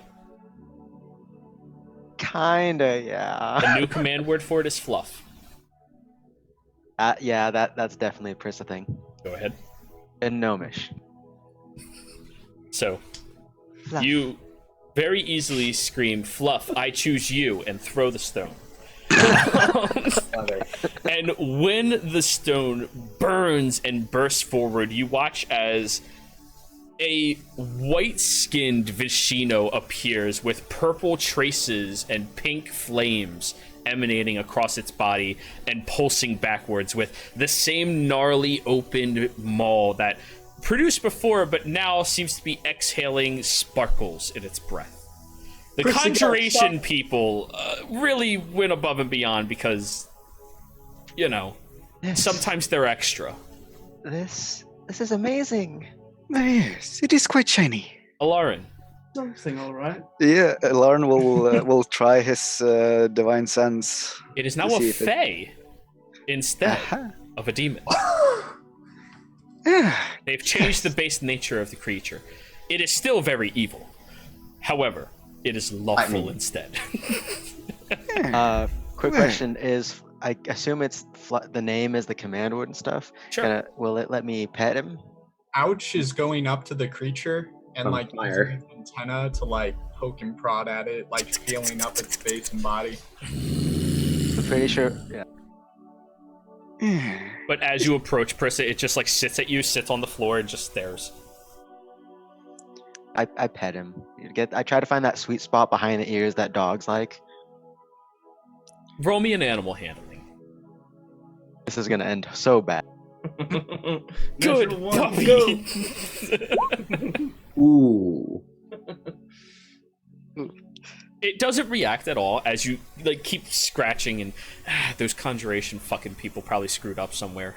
It's not reacting. It just takes it. Can Dorzen go to the now Fey dog? Sure. You go to it. Don't bite her head off. And he pats it. Okay. Roll me an insight check, Dorzen. I'm good at this. The creature possesses a mundane amount of sentience as far as awareness of environment and awareness of command. However, it has the same look in its eyes as Jimmy's construct used to have, pointedly, meaning that this is a constructed Fey creature of magic origin. It is not a full-fledged sentient creature. If you wish to shatter Prissa's dreams and reveal that, that is your choice. Who's a good boy? Who's a good boy? No, he's gonna let the cinnamon bun stay. All right. You keep petting it and scratching it, and it's not biting your head off, so progress. Are you sure you have complete control of that thing? Yeah, I think I do. If I told him to go destroy that table over there, he would do it. It immediately snaps to the table. Well, maybe not destroy the furniture of our hosts. I would appreciate it if you didn't. Okay. He can fight Ouch. I mean, does Ouch want to fight?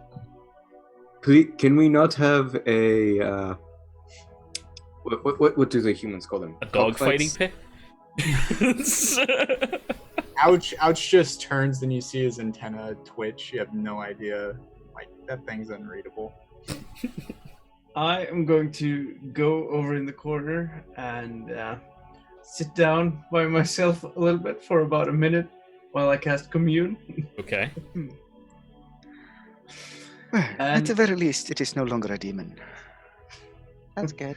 All right, Fluff. You can go back now. Orc. But turn. What did that just say? It said Bork, but like a person. It didn't say it like a dog. It said Bork. I love it. Sir Yurik, you cast Commune. Go ahead. Yeah, I'm just going to ask a simple question. Is it possible to redeem this dog creature thing?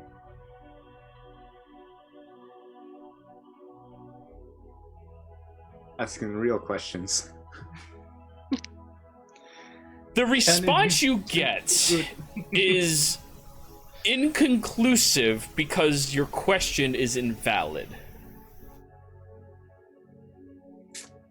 That'd be a yes or no.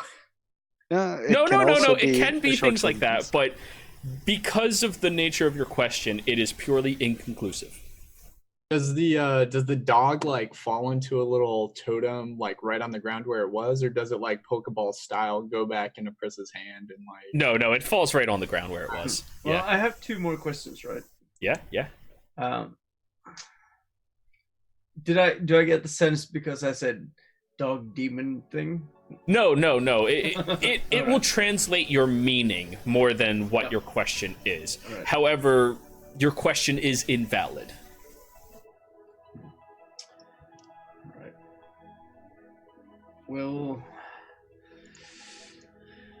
Will us bringing along this creature bring about more good than bad? The answer is possibly.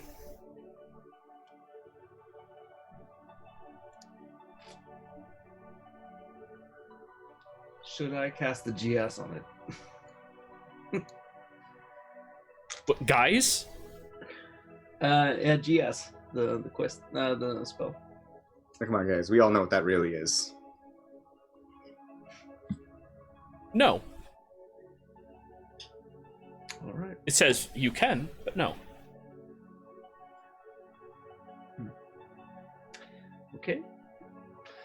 Well, I'm going to stand up and go back to the rest of the group. Well, I'm going to hold you responsible for this thing, Prissa, in case Okay. it starts attacking any passerbys or. Well, that's why I took it to the Lyceum to make it more obedient, less mean looking. Like you saw the sparkles coming out, right? Yeah, it's definitely different. And the flames are pink now. She's Yeah, hopping a little. You did an amazing job. I mean, Well, it's. I couldn't have done any better. I mean, It's- I can't take the credit for it. I think it's the conjuration students that did the Yeah. work.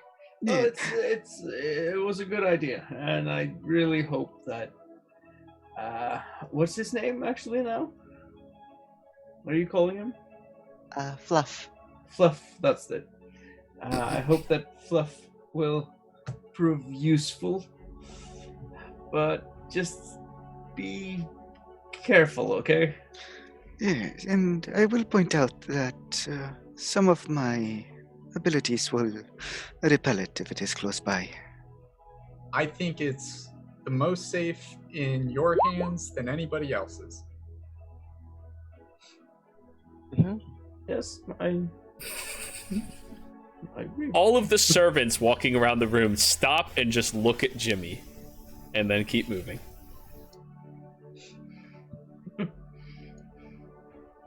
Well then, do we have our next destination where we want to go? Doris, and I I- believe that's your cue. Haven't had a lot of time to figure that out. Well, I mean, I've been messaging, sending on Miss Pike to give her words of encouragement, as well as talk about maybe some couple things I can say in a few words. I believe I may know of a few places we can go. Whether or not they lead us to what we need or not, but I've actually found some interesting information to the east of the barrier plane. If I'm remembering the map right, it is east of the barrier. The dividing plane? Yeah. It is central. No, it from is- the barrier holding the guy. It's Yes, east. yes. It is east of that, yeah. So, that would be here. It is along here. This is the dividing plane. It's literally the plane that divides all cardinal directions on Tal'Dorei. I've found out there is a herd of centaurs roaming these plains. And Alarin told us that that thing might be in the Storm Mountains, right? I forget if that was shared. Yes, the case of the Changebringer might be in the forest southwest of the Stonecrest Mountains. South. It encompasses all of the south. Yeah. Yeah. It's literally, think like the mountains itself is a nose, smile underneath the nose. Well, if there's a possibility, if I ask someone at the Lyceum, they might know someone with a teleportation circle in Singorn, and that's close by, I think. Sorry to interrupt again. Prissa, you could just teleport to Singorn using the Lyceum's different teleportation circle to the one connected in Singorn. Yeah, that's okay. I thought I would need to have permission and stuff. That's why Yes, yeah. you would if you were just a student. They're not going to let you write it down. No, you can't copy it, but they will allow you to pass through. I don't know. I leave the copying to Jimmy. So what kind Now of place? Jimmy is has to wear a Singorn? blindfold whenever he's in the Lyceum. Jimmy just takes keen mind. Done. Hey, that's the feat Pris has taken eventually. Oh, that's also maybe. terrifying. But go ahead. Well, yes, teleporting would save a lot of time. Would rob us of the journey, but time is of the essence. Just so I don't, because I don't really know how to explain this without sounding ridiculous, Dorzen's going to explain what happened when he read the book, so they understand what he's talking about. Because I honestly don't know how to say that without sounding completely insane. Roll a charisma check. Ooh, that's not good. By the way, was Nope. there enough? That's Quick question, Joe. Was there like enough free time in between, like maybe before I go to bed, that Prissa could just keep, going through this awful book, just looking for any sort of redemption on it? Yes, but it yields absolutely nothing for you. It's just a really plainly boring book. And Dorzen, you sound fucking batshit crazy. Yep. Like, Sounds like the it's book right. possessed me into enjoying it. And I really enjoyed it and told me to go to these places. Dorzen, See, that's why I You know wanted to just say it. when we go to Lyceum, first we're gonna stop by the library, and I'm gonna get you a good book to read, okay? Maybe there's plenty of bookstores here in Iman. We're gonna stop by some of my favorites. Never been to Singorn. What is that? I've heard the name once or twice, but I've never. Yes, I've heard Scanlan mention that as well. I've never been there either, but I've read some things about it. Two of Vox Machina were from Singorn, from the lore I've read. In the last 100 years, would Singor have ever done that thing in the Feywild? Thus, I might know about it.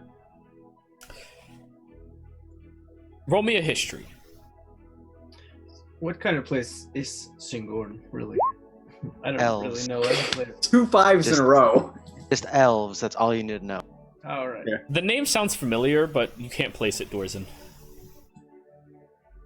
Can I just do a check to possibly do Prissa's usual ramble on about every single fact she knows? Sure. Roll history. Prissa is allowed to roll for rambling. It's fine.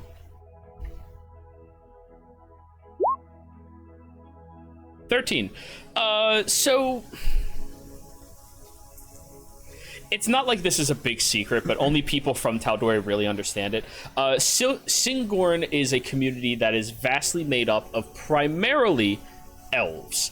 Very few half-elves and even fewer non-elf races exist there.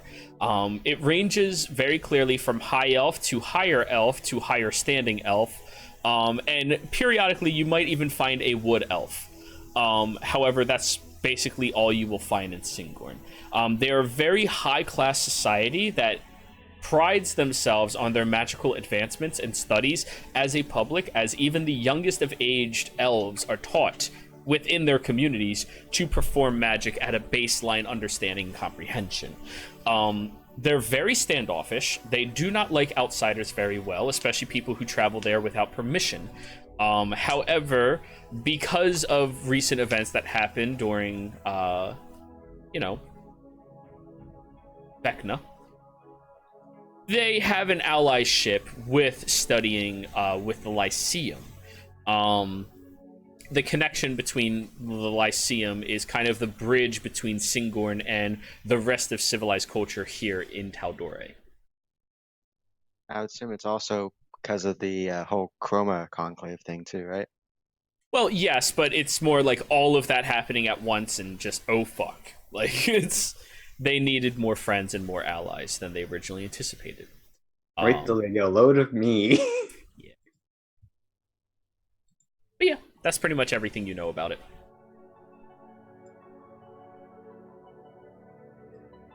And that's everything I know about it, at least from what I've read. Well, they don't like outsiders, but if they like magic, I wouldn't mind visiting.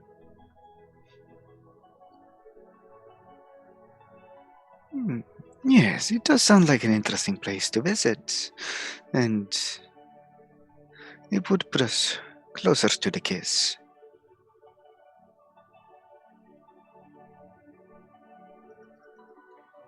So we need to prepare for more outdoors stuff. No, I have already prepared.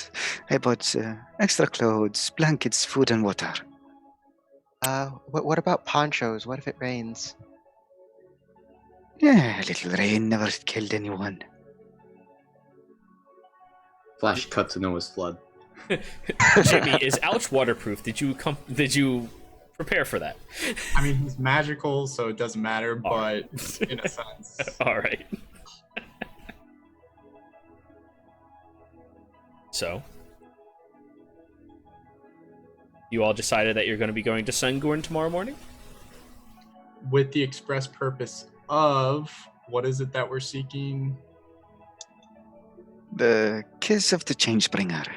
Which can be... That's beautiful. Yeah, Jimmy is nodding in agreement. Alrighty. So, with all of you having a job and an idea, this is where we're going to go ahead and take our break so I can prepare all of my notes specifically for this event. So, stay tuned, everybody. Don't go anywhere. We'll be right back. For like, it's like 500, right? Do you want to buy any greater healing potions instead? No, I'm gonna go for quantity rather than quality. Alrighty. Sure. And to get rid of some of this gold, that's insane.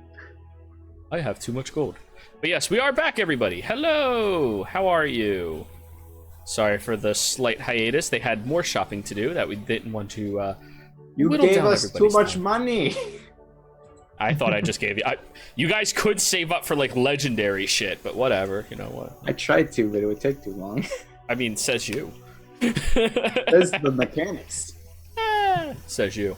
I mean, that's where it comes hard. Like, do you want to pay something now so you maybe survive to get to that level of it? Oh, yeah, that's totally the save thing. up and, like, make it harder to you to actually survive and make it there. But anyways, all of you are traveling out to the Lyceum.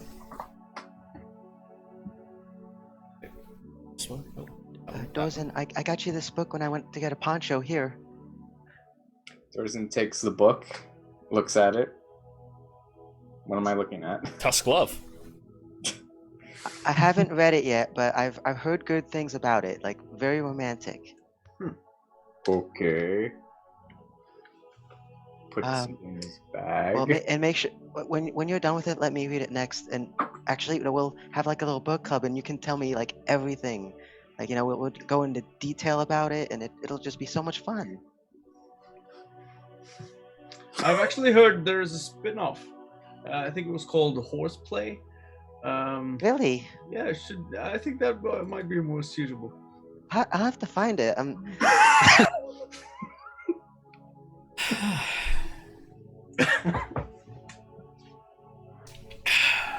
God damn it. All right. Let us continue.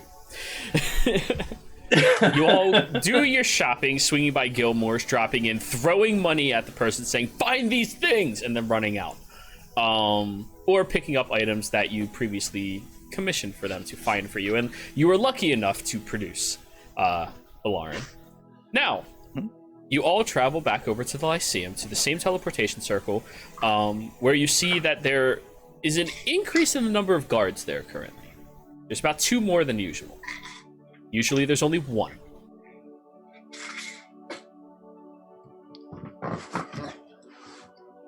Hi there. What is up? What is it? What's with the increase in guards? Is something going on? Oh, nothing we are at liberty to talk about. Oh, okay.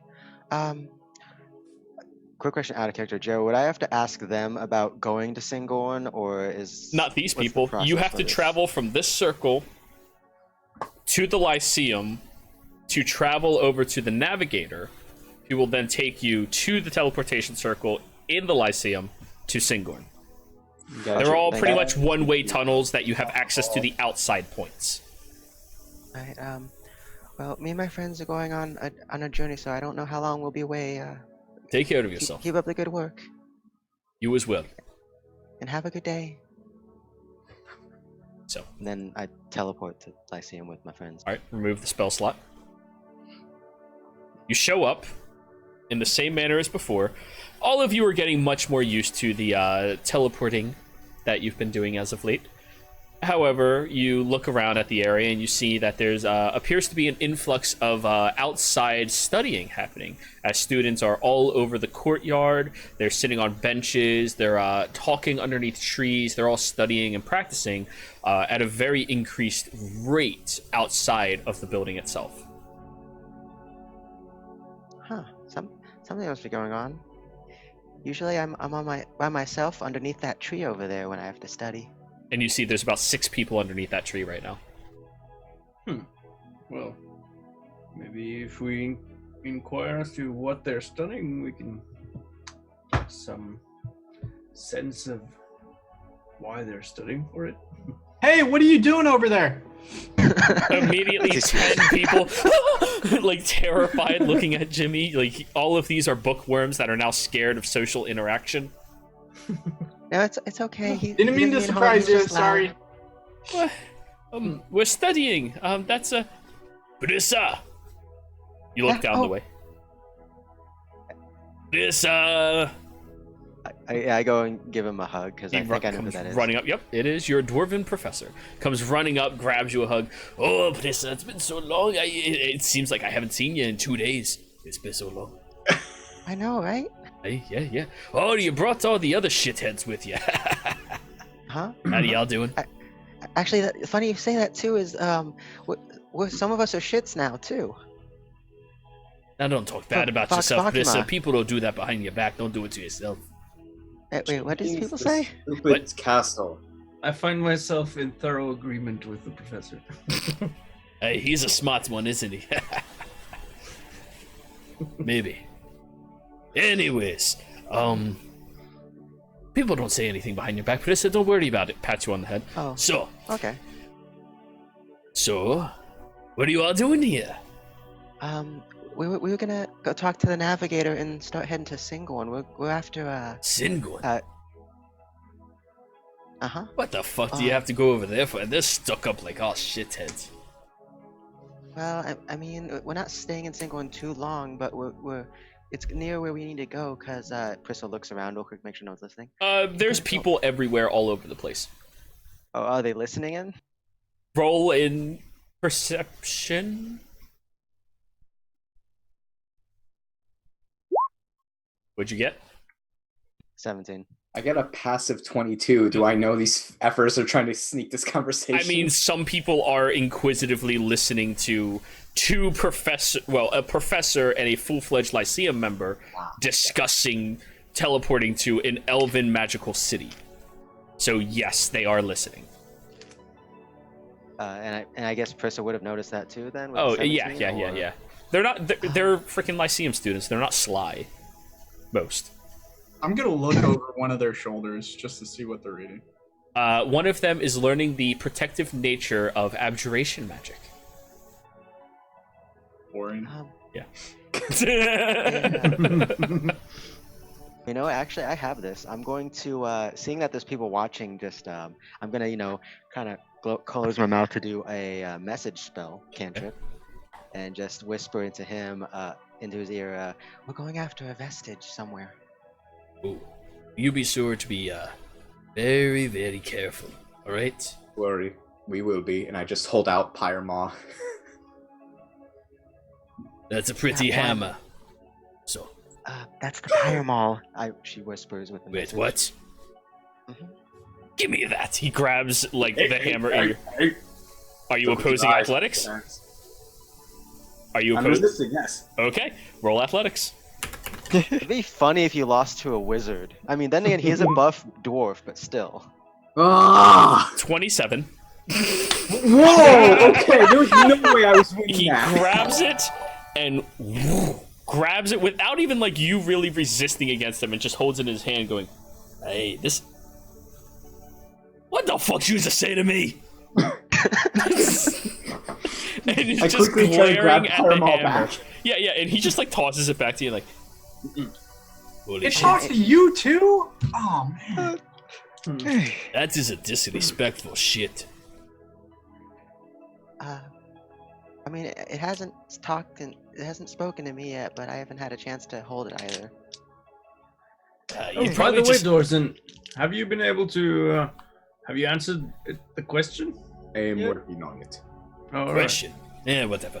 Anyways, congratulations. That's very magnificent. I mean, congratulations. That's amazing that you actually managed to get something like that. You should be much more careful about showing it off in public, though. Most people have no idea what it looks like. However, if somebody who did know what they were looking for saw you with it, that's an easy way to paint a target on your back, you know?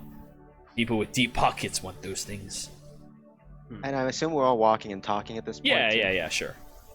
I mean, that's why we kept Tessa's shield pretty secretive too. Who? Tessa, the dragon lady. dragonborn lady. That was a lady? Yeah. Oh. I feel less self-conscious now. Okay. So that sounds very fantastic. Wow, two. In all my years, I've only ever seen one up close. Whew. Oh, which one? The Titanstone's knuckles. Yeah, I had my jaw broken. Really? Who broke it? I will give you 2 guesses who. I bet him I could beat him in an arm wrestling match. Let me guess, he punched you just for saying that. No, I doubled my size and won. He wasn't expecting me to put my entire body on his arm.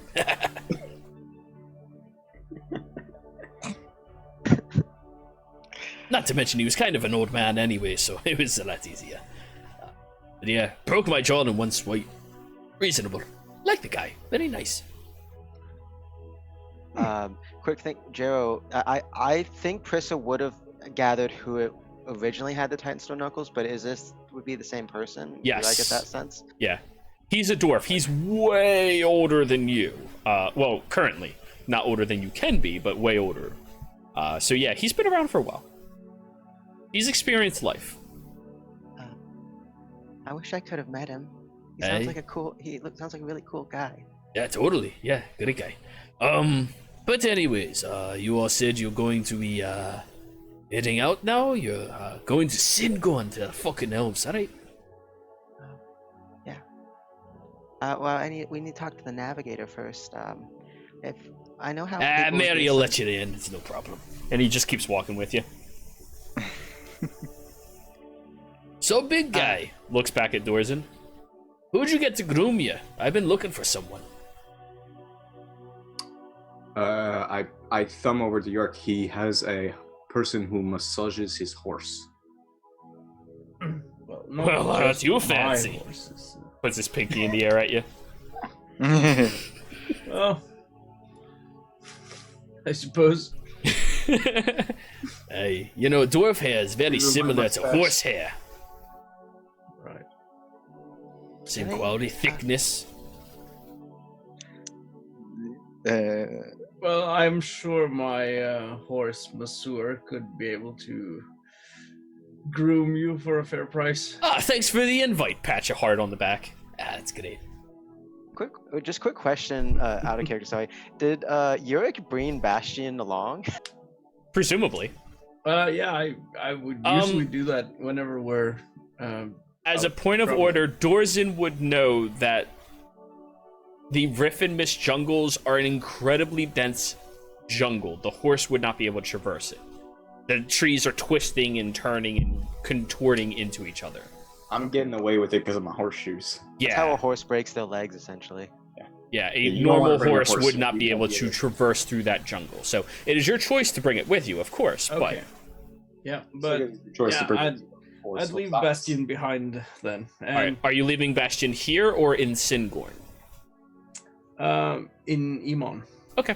You are a noble. You can, like, hey, this is my horse. And they go, of course. There are many like it, but this one is mine.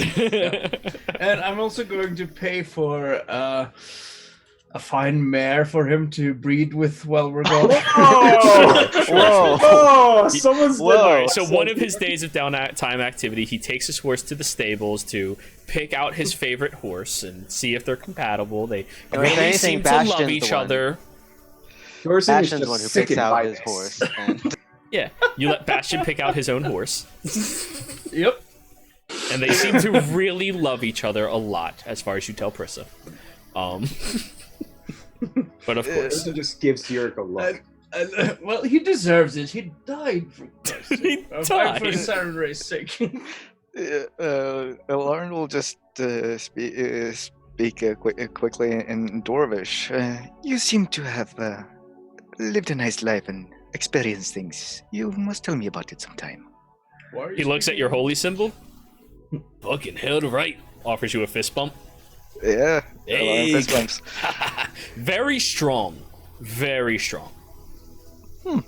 Hey, that's great. We don't see the changebringer much around here. A lot of these fuckers like to, she who you should not mention very often, stuff like that. not can Chris insight check who that he's referring to, or do I Oh, just know? Ioun. Nobody talks about Ioun. However, it is a very common practice that the Lyceum members thank Ioun for the aspects of knowledge that they all possess and the knowledge that the this school holds in her image. Typically speaking, most Lyceum students, although worship is a strong word, understand and appreciate Ioun. He's the patron saint of knowledge. Professor, one thing too is while I'm away, I didn't have enough time to research it here on my own because I had my mind I was pretty tunnel visioned. But while I'm away, when I get, would you be able to help me out finding out some maybe archives that Ioun left behind or anything related to him? No. No? No. I am actually responsible for watching after the Institute right now. Okay. That's a statement. Yeah. He's like fifth on the Wait. ladder.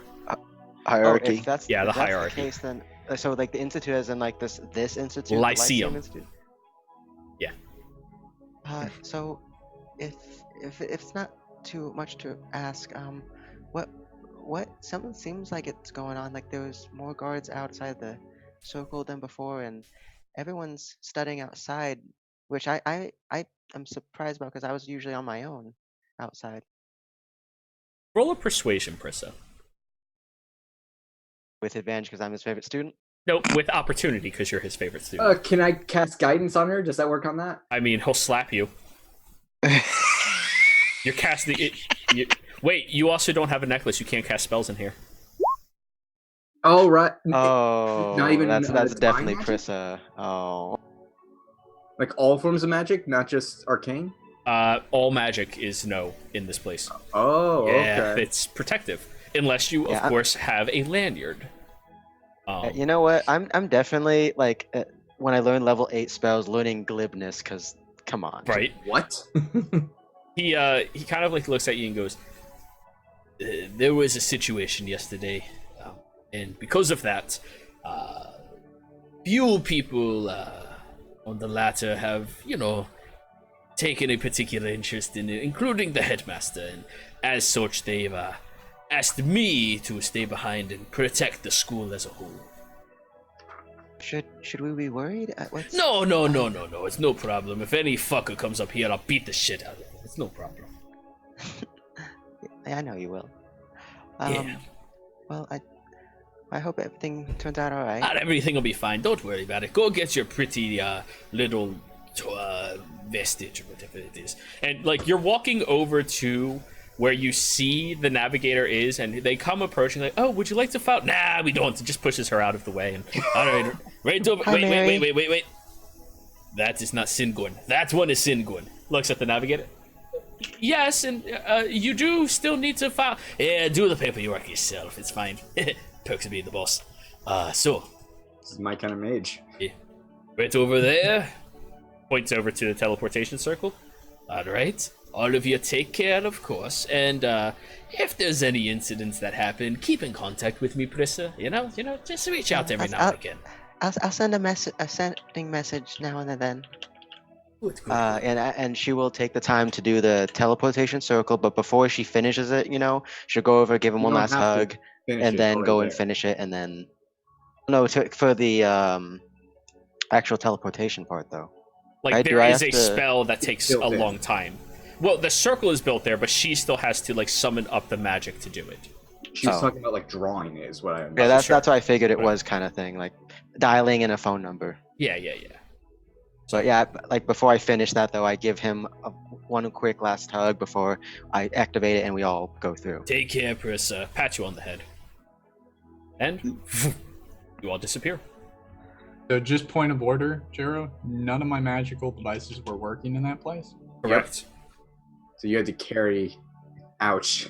Now, extra dimensional spaces will still be extra dimensional spaces, but it's just the purposes of all magic inside of the Lyceum, unless you have a lanyard, they're deactivated. But that scenario alone would have piqued Jimmy's interest. But we're moving on. All right. His Wait a minute, interest it would have didn't extremely piqued by that. Pyromar, he talked to him. Yeah. Pyromall's a fucking legendary object created by a god.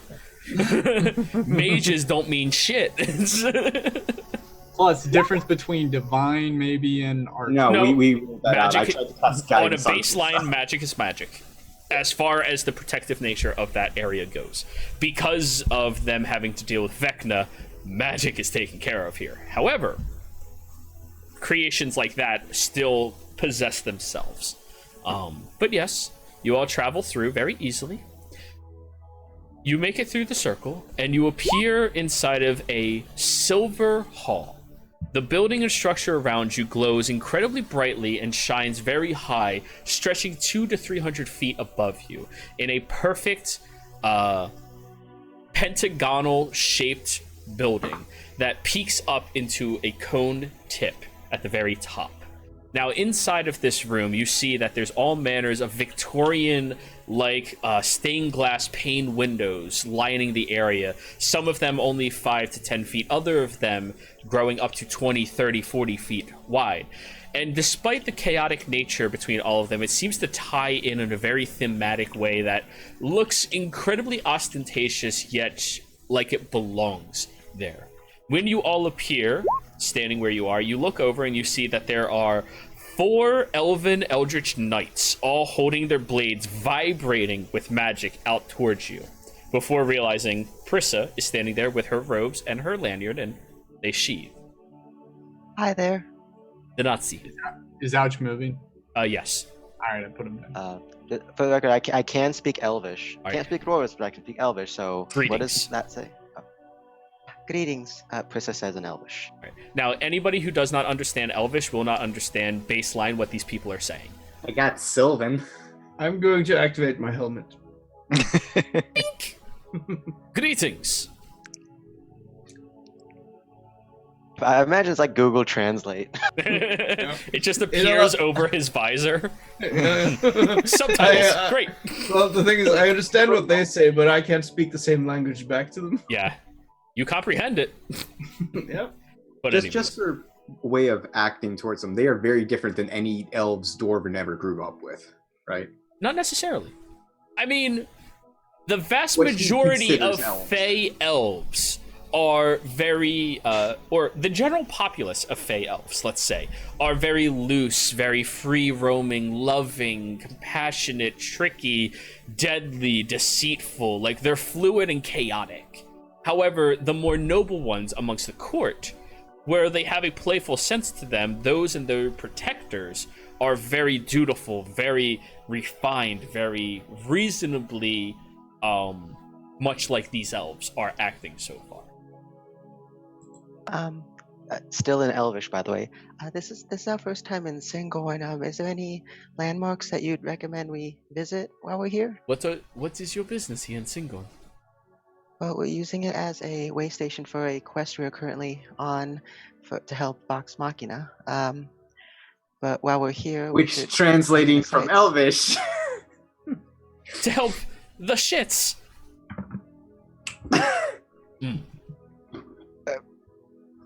Pretty sure they would know who Vox Machina is. They do, but they just... But it's still the name. Yeah. So, which of these individuals are...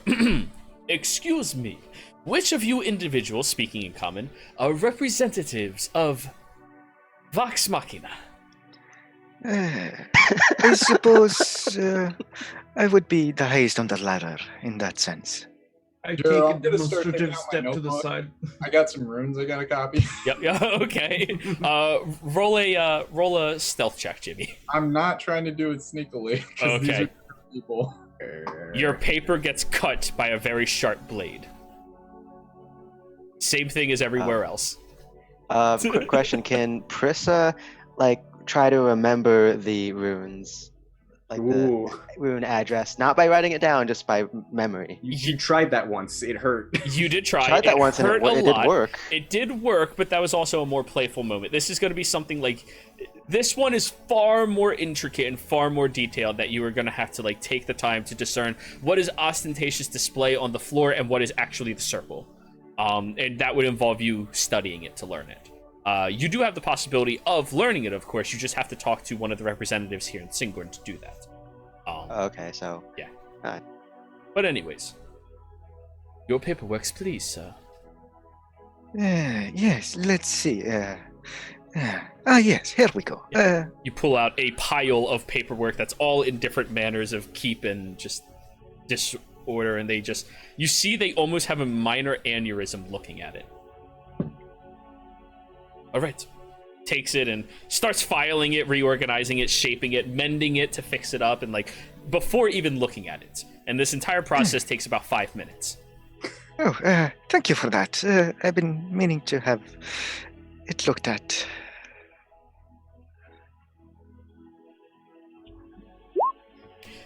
It says here that you are working under the authority of your organization, directly distributed by the Leaders itself. That is very interesting. Hand you the papers back. One of our leaders would like to speak with you then. Oh. Yes. Are we in trouble? Is it what's? I gave him the page. She's still speaking in Elvish, by the way, because I it's. can't understand this. Oh no, it's common now. Oh, okay. Yeah.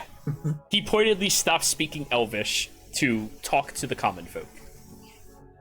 Oh, the common folk, huh? All common. No, you could have just asked. Except Prissa, because she can speak Elvish, apparently. But this time, Alarm will put the papers in his handy haversack, so they will keep better. Sure, yeah.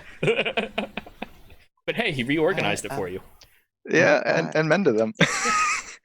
If that's the case, then take us to your leader. Boo. I had to. He nods. Or, sorry, elf. They nod. It's hard to tell. You all are ushered out of the establishment, where this one is walking ahead of you. You notice their incredibly straight posture and spine, broadcasting with... it's kind of funny. Elves just, in Singorn, naturally keep their nose in the air. Their nose is just naturally turned up at people as you continue walking through the area. Can Thorson keep an eye out on these people? Because I don't think he's ever been to a city of elves. Okay. Everyone here, roll me a perception check, Dorzen. Do I yeah. have to? With Yes. my passive? Yes. Okay. This is an active thing you just said you're doing. It's not a passive. Okay. Thank you. Yes, Alarn? Can Alarm will just take a quick look at his compass to see if it's still pointing. Now it is pointing northeast. quick question: I said I was taking on all the sides. Can I do perception to try to find any points of interest? Not Sure. so much the people, but maybe an off-brand Gilmore shop, for example. Sure. So, roll your perception as well. Dorzen, looking through the crowd, you're like, holy shit, there's so many elves. This is incredible. All right, that's 50 elves. All right, moving down the street. All right, that's another 50 elves. And oh, there's one human. Like, it's a very odd thing to see a not elf in Singorn. Even so, like, you start noticing, like, you thought they were elven children that were pudgy. No, they're halflings.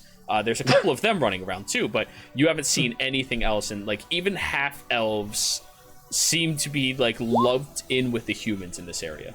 Magic fly. Detect magic. Oh, sorry. I thought you were like flying. Like, all right, hover. Nope, it's just a little tiny Fly. like robot mechanical device that just flies around. Alrighty. Roll me a perception check, Jimmy. Prissa, there is a Gilmore's establishment you notice as soon as you're getting towards the Trans Promenade.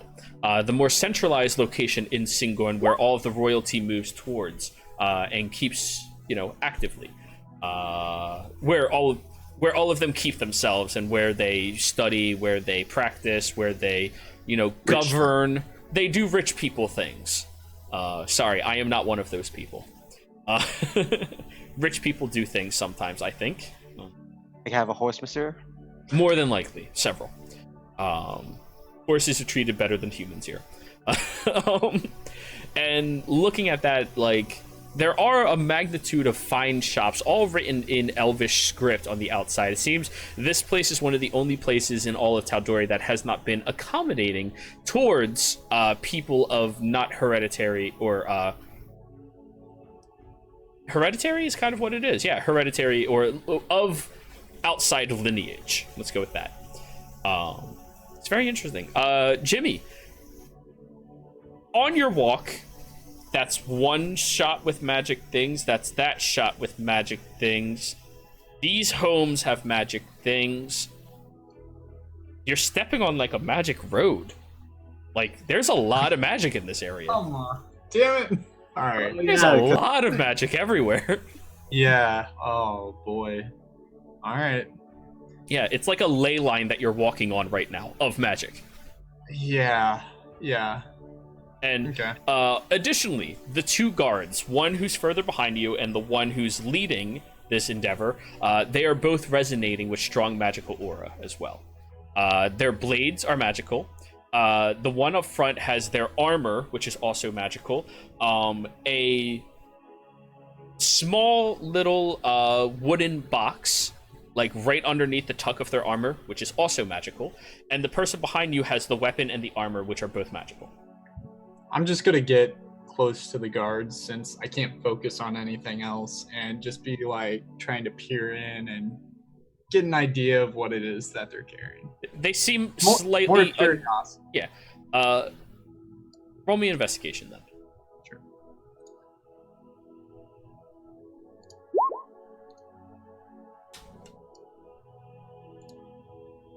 14. Alrighty. So, the box that they have, you recognize as an extra dimensional space on the back of them. The blade they have is a very common enchantment that's been enhanced for the one in front of you to a +2 blade. The armor that the one in front of you is wearing appears to be adamantine. Very incredibly rare, powerful material. The person further behind you is wearing a basic enchantment gear, basic enchantment sword. That's all. Okay. But you all walk through the area, looking at the Trans Promenade, and it's very traffic-driven, and you notice your entire group is being gleamed with vague interest. And as a point of order, Prissa's getting more odd looks than Dorsin here. Wow, really? Ilaren is just Impressive. greeting everyone as they walk past. Like, odd looks in what way? Like, curious. Is it because of the robes or because she's a gnome? Do you want to ask them? Yeah, well, I think Prissa's too busy acting like a tourist to notice the that kind of Camera. looks. I'm No, simultaneously illusion magic. trying to take Minor the image. scenery while also trying to keep my my retainer's jaw from dropping to the ground. Yeah, they are all... Only You your brought them good too? buddy, who's just walking behind you, very stoic and smiles. Yeah, I was thinking I'd probably only bring that guy. Okay, yeah, Cool. he's fine here. Like, Yeah, he's definitely looking around, but fascinating. Nice. And he's having a good time. I'm sorry, you have to remind me. What's his name? Cole. Cole, thank you. Yep. Thank you. Sorry, I keep forgetting you have 3 of them. Yeah. One matters. The other 2, when push comes to shove, meat shield. But anyways, you all continue walking through, and you make it up to a grandiose-looking hall. The stairs lead up about 20 to 30 steps in total. Those of you more obsessive would count it immediately, of course. Where you see that has a wide open awning that lasts about 80 feet high and is held up by these 6 large cylindrical pillars. Each of the pillars are marked with runic shells around them. And Jimmy, yet again, glowing with magic. Very strong abjuration magic. Very strong. And looking at it, you see standing on top, it appears to be 2 more guards that are similar in make to the ones that you are in front of. However, they both have a little bit of a tapestry dripping down their left shoulder, attaches to a hook onto the armor, and drapes to the center of their back, just giving them a small emblem or symbol of the house that they represent. As you all come approaching, the first man in front of you nods at them. One of them slowly walks down, taking their very good, very slow time. They are not rushing for anything. And when they land at foot, they salute and look at all of you and goes, "May I ask what the situation is?" Yes. This one, gestures to you, Alarin, represents Vox Machina. As such, we were told that if any of the representatives step foot in here, that we need to bring them to this hall for questioning. Of course. You 2 are dismissed. They both bow and walk away. Can I insight check immediately after hearing it said that way? Sure.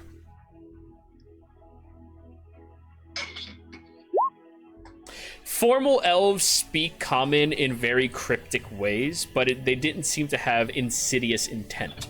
It's just the translation of common.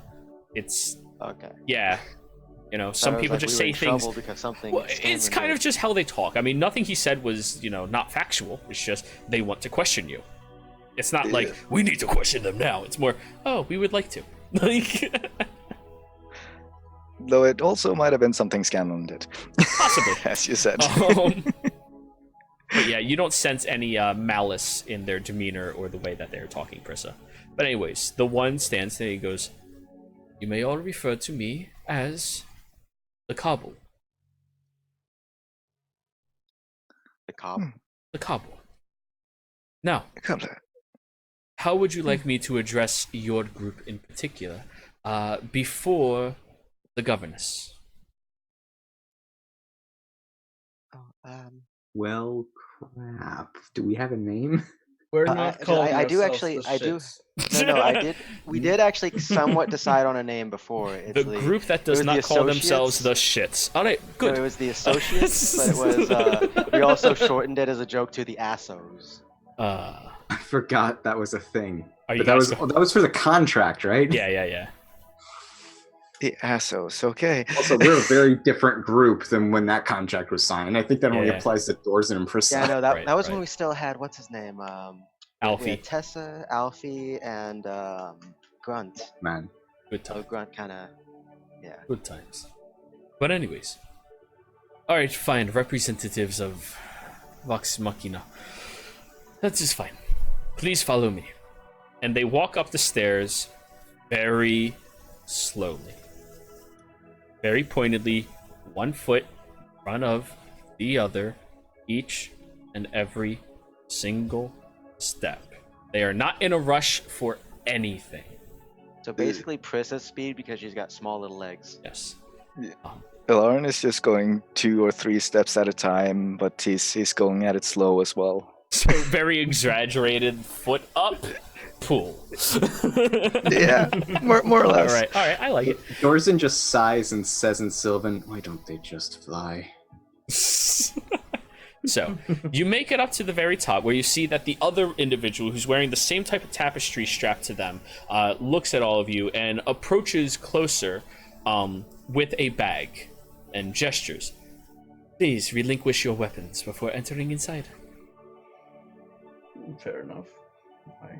Can I insight that? Sure. Professor Immediately puts- start taking off my weapon and giving it to them.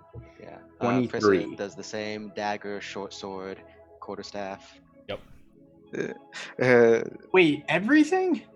Your I- weaponry, weapon. please. Anything you can any- use to kill a person. Does that mean any Professor has to hop in too? Okay.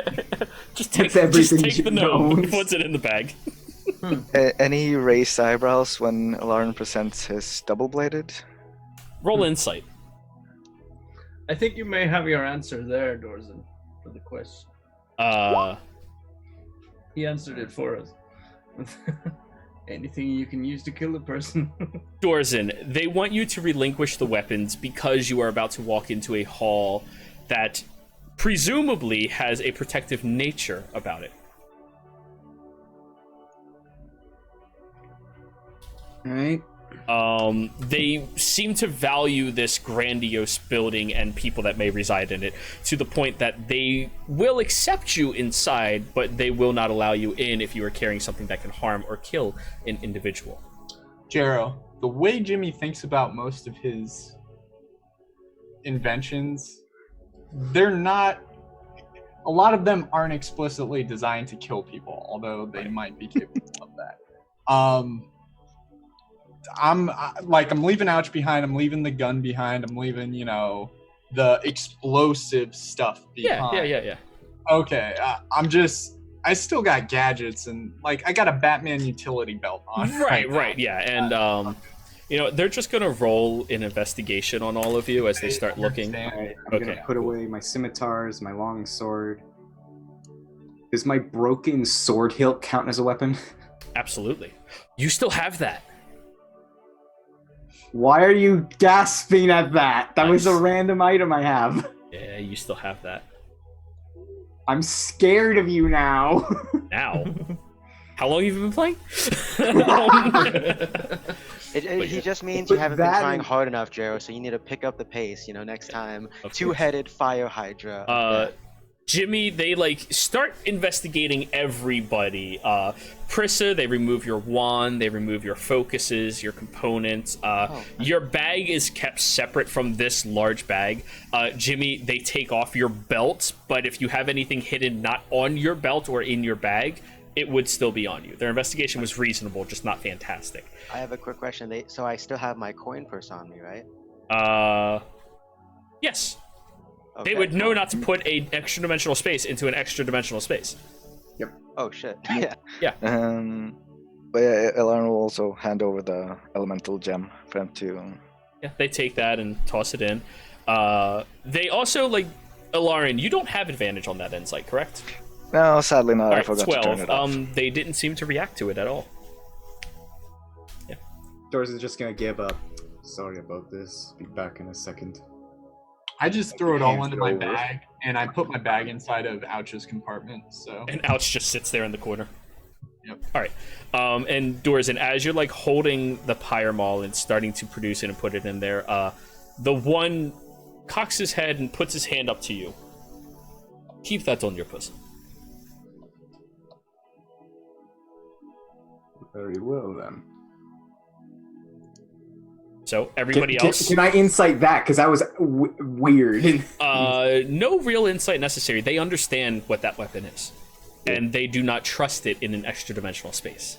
So Dorzen's armed, boys. Hope don't Yeah, go, it's- make stuff go south. But the word However, is they gonna are toss chaining it to your back. Chaining. Well, okay. They They're- noticed my earring. Huh? Did they notice my earring? Yes, they do notice that. All focuses, all holy symbols, everything. They are Well, not taking any risk. what about Yorick and mine shields? Are those considered weapons, or No, do they just- no. Your armor is fine. Your shields are fine. But anyways, Prissa, short of just putting you in the bag, you're stripped of everything other than your clothes. So, because wizards are deadly weapons. But anyways. Yeah, so they just hold me upside down and just like lunch money shake me. Yep. from my stuff. Ooh, don't let that one hit the floor. But anyways, you all are gathered together, and he nods and goes, "There is nothing ominous about this wanting to meet with all of you. It is just a simple communication that they wish to have. Is there something we should address her as? They will ask you all the questions." Oh. I mean, for customs. Oh, I don't want to be rude. Then don't be. Okay. I say in Sylvan, wow, you guys have really died down. The one looks over at you and goes, "Thank you." In Sylvan. The other one does not respond. They don't seem interested or understanding of what you just said. Sylvan is the greater language of Elvish, so yeah. Some people who dive deeper into their studies will understand that. So, you all walk into the hall where you see that is a magnificent display of beautifully crafted, very well constructed statues and tapestries. Everything lining these walls seems to tell a story of the history that these individuals all seem to possess within themselves, a different aspect that they all value very greatly and tradition to themselves. Different battles that elves have been a part of in the past to transpire or to fight against evil or to even grow a strength between everybody and the world surrounding this kingdom that has existed since before the divergence. Now, you're brought forth into a chamber room. You see there are 5 large rows of pews separated by a small half-sized wall and a little walkway between that and 2 other tables further ahead. In front of those tables is a very large standing podium with a chair in it and 2 chairs on either sides. As you all walk up, there seems to be nobody but a single guard inside of this room, standing at a full attention with their blade directly in front of them stoically and evaluating the room at all times. You are all brought forward into the second area past the first half walls into a courtroom, where they seat you down at the tables, both of them being spread out for your group, and then the individual bows and takes their leave to the door, where they stand back turned to it.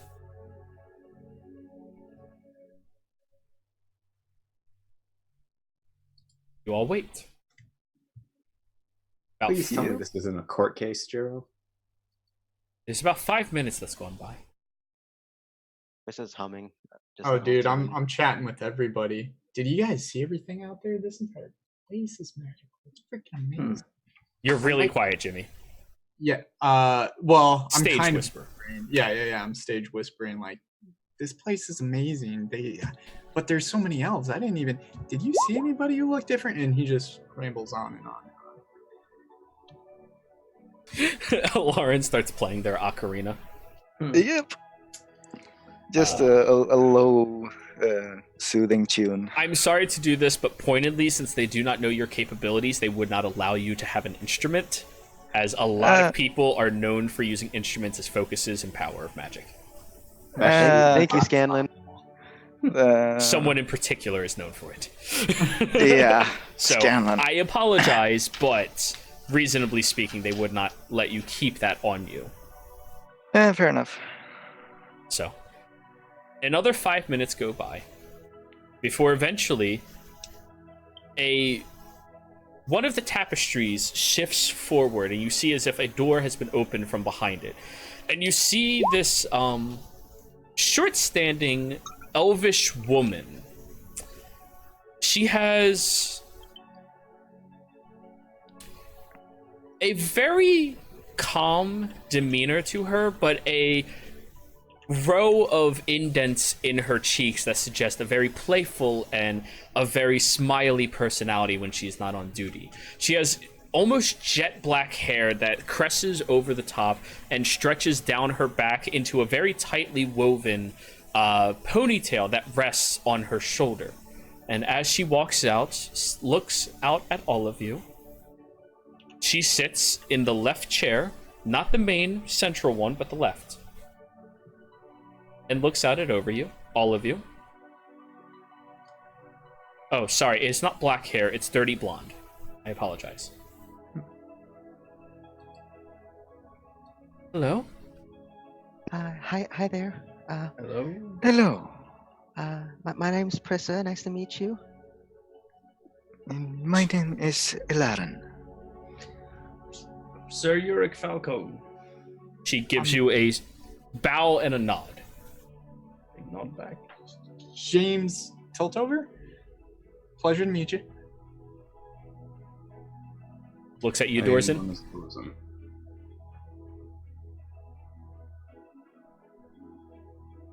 My name is Valora. Ah. I am governess. Wait, is that? Yeah. I am the governess of this building. And one of the law mages instituted at this time. Quick question just to you, Jero. Because of my Which Prissa's... she know. They never revealed who she is. Okay. They kept that incredibly secret. Everyone in Vox Machina respected that she was not to be shown or talked about by them. Especially after that one incident. Exactly. So none of you know who she is, except potentially Uric. Roll me a history. Nobles. Not my strong suit, but we'll see. You can roll high. I don't. Ah, good bow. No. Oh you my are- God. You are within the presence of Jimmy, my good sir. Reroll. That's true. Thank you, gnomes. Oh, Okay, 19. considerably better. Valora Vassar? She's a noble child born here. She's been prominent in many of the dealings in Iman, as far as traversing or discussing trade agreements between Singorn and Iman itself. She's highly respected amongst the Tal'Dorei Council, as well as many of the benefactors in Iman, as someone who works readily and availably with trying to make sure that there is a strong relation between the two vast, powerful cities and entities here in Tal'Dorei. Just one more thing, Jero, too, is the spell she used to come in through the portrait, you said?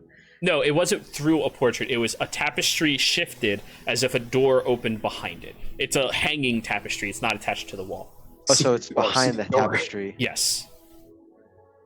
Okay. It's literally, it's a literal door behind a tapestry. Keep things out of sight.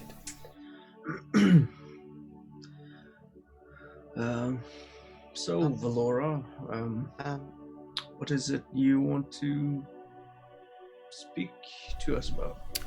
Well- are we in trouble for something? We just got here. I don't. Oh, think we- nobody's in trouble. I just want to talk.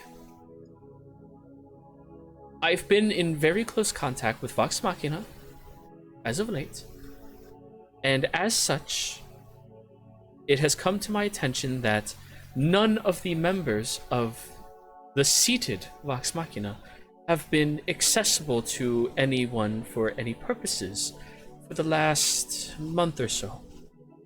I would like to inquire why, as the communion between Iman and Singorn, myself. Now, if this is a touchy subject and I need to ask my one guard to leave, that is fine. However, she gestures to the other man standing but 20 feet away from her. He is not permitted to leave this chamber under any circumstance. It might be best to talk about it in a more private sort of way. Very well. She claps, and immediately the other guard on the far side steps out of the door and closes it, leaving the same one who's 20 feet away from her inside of the room. More private than this? He will not speak. He will not betray me in my post. Fair enough. Well, I will give you the quick rundown of the situation. At least, Alarn will just give her the basic information on why Vox Machina has been hard to reach and what we are doing, and yeah. Any specific bits of information you are leaving out? The name, If probably. he's about to mention the name, I'm going. No. Alarn has respect for that, so he will not mention the name. He will just say that a fallen servant. Prissa will probably mention that this entity, this person, can't be named in fear of adding power to them, kind of thing. Dire circumstances, I see. Yes, and that is why we are here. We are looking for vestiges to help contain and abolish this threat. A specific one, right now. Vox Machina has agreed not to pursue gathering any more vestiges for fear that other foreign affairs may find their power growing too immensely. To be fair, they didn't send us to look for vestiges. We just have stumbled across how to find some. And they might be a big help in stopping this entity. And I mean, the vestiges aren't going to Vox Machina, as you can see. And I point to Dorzen. Yes, She looks at you and notices the chain like wrapped around your chest crisscross-wise and goes, "You currently..." I turn around and show her. That is a nice-looking hammer. I apologize. I have not been well taught in the ways of the vestiges. That's not my area of expertise. But That one's the Pyromal. It's and Prissa goes into since it seems like a safe time to talk about she mutes you about 2 sentences in and goes, that is fine. I don't need that much information about it. Thank you. Sorry. It's fine. It's fine.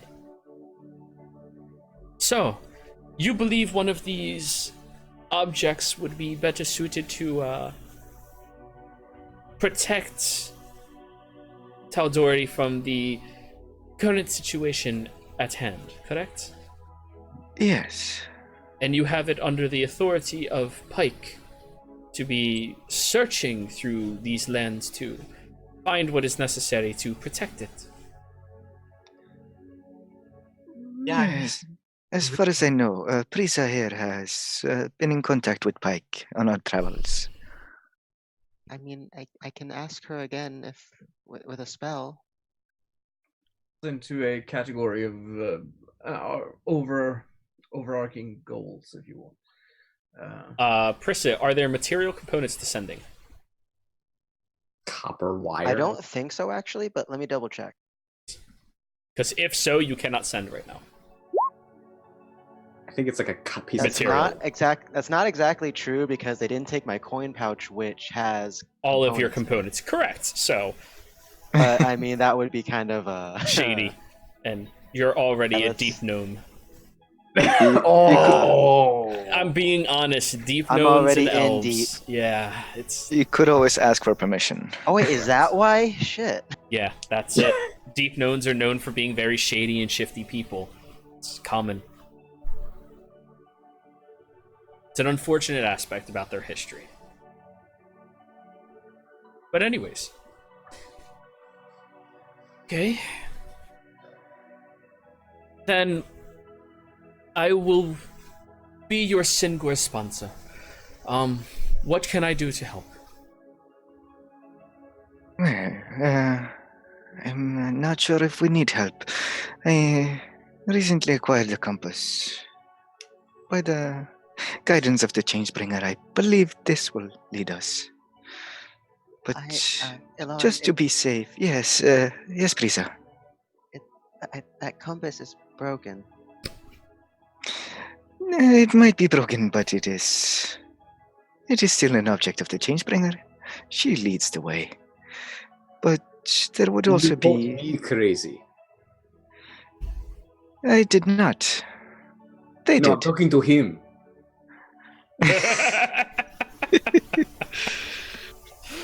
Well, we are looking for a wandering tribe of Goliaths. But Alarin, what about the other stuff? Other stuff?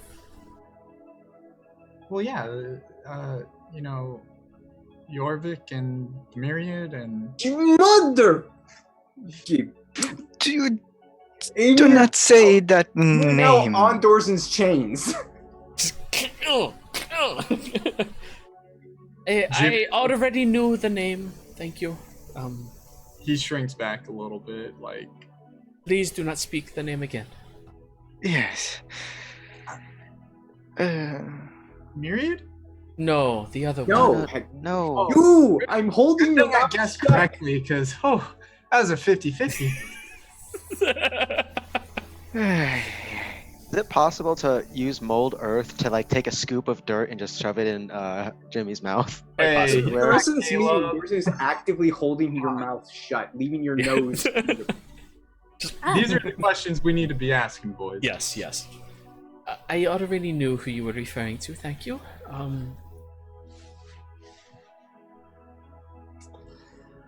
A tribe in Stormcrest Mountains. Are you looking for the northern tribes or the southern ones? Crap. I think he said it was the southern peaks of the Stormcrest.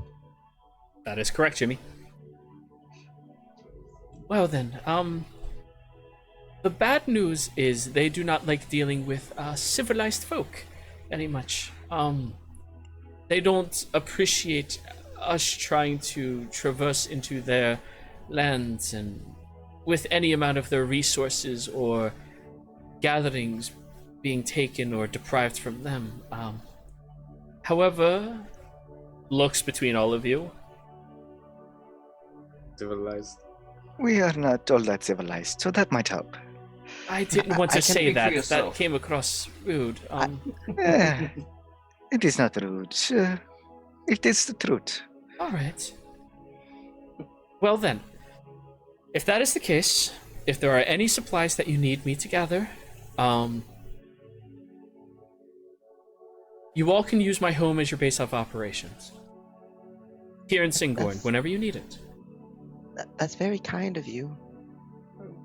I'm the liaison between Iman and Singorn. This is my responsibility, is to make sure our relations stay strong, and if I can do something to better help Vox Machina, I'd be more than happy to do so. Dorzen, roll insight on that one. You got any like Yeah, well, actually, can- laws or rules?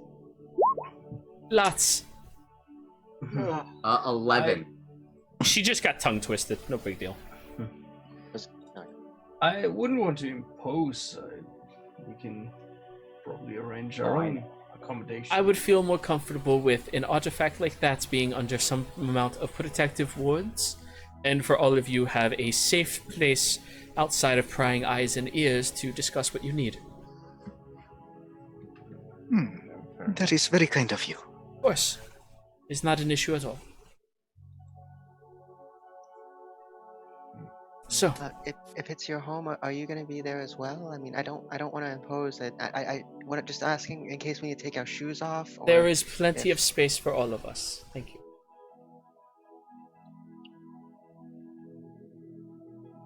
So, which one of these artifacts do you believe is going to be found there? that one's the. Yes, the kiss. Do you know anything about it?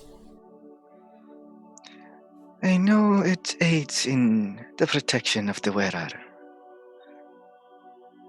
Should prove to be very useful then. Very well. I will arrange for your belongings to be given back to you upon exiting the building. Sorry, it is customary that they keep them under lock and key, just in case there is any amount of shenanigans. A lot of people do not like politicians as much as politicians like themselves. I do not mind. I mostly keep my weapons for protection when I am traveling. Of course. And you've been very nice, so I don't know why anyone would dislike you. Positions of authority cause people to dislike them. By the way, quick thing too is I didn't think about it with Professor Uric. Did they put him in like a bag or keep him back? You can just pocket Are you dimension a him. rabbit? Oh, that's right, I can do that. Yeah, because you're a wizard. A rabbit is a deadly weapon. They're not letting keep. Especially with a horn. Yeah. Rabbit with a horn. Fear me. You sit at a bludgeoning tool, hold it by the horn, and whack people. Oh my god. Uric. That would be so confusing, letting Sir Uric beat the shit out of somebody with Dr. Uric. Oh my god, Uric's beating the shit out of them. Why would Uric do that? Uric, are you okay? I need a new Uric. But anyways. Like, oh my god, Uric's using Uric to beat Yorvik. She steps down from her podium. I'm going to start insisting on being called Sir Falcone instead. There you go. Yeah. She walks down the stairs, walking past all of you, and you realize she's much shorter than most elves. She's only around 5'4"-ish, give or take, but walks with a very assertive nature, and a very confident demeanor as she is stepping through past all of you. She's wearing a very simple white robe with a blue single stripe down the center and a perfect circle crest around the diaphragm of the stomach and chest. And it stretches back over her where there's another stripe that goes around the collar and down the sleeves to her wrists. Walking out towards the door, looks over at all of you and goes, "Well, come along now." And Why were there more people like Krista you? follows. also, excuse me when we are in public. All right? Oh, okay. Thank you. She immediately drops her calm, very kind look and becomes very stern, very cold. And the door opens loudly, and she's walking at a very quick, very assertive pace. To the point where, like, Dorzen, you can keep up no problem. Little legs people are, catching up. You make it to the front of the building where one of the guards immediately stops, gives her a salute, and she goes, "Their equipment now," and just keeps walking. And my retainer, please. He's like holding your bag and goes, "I got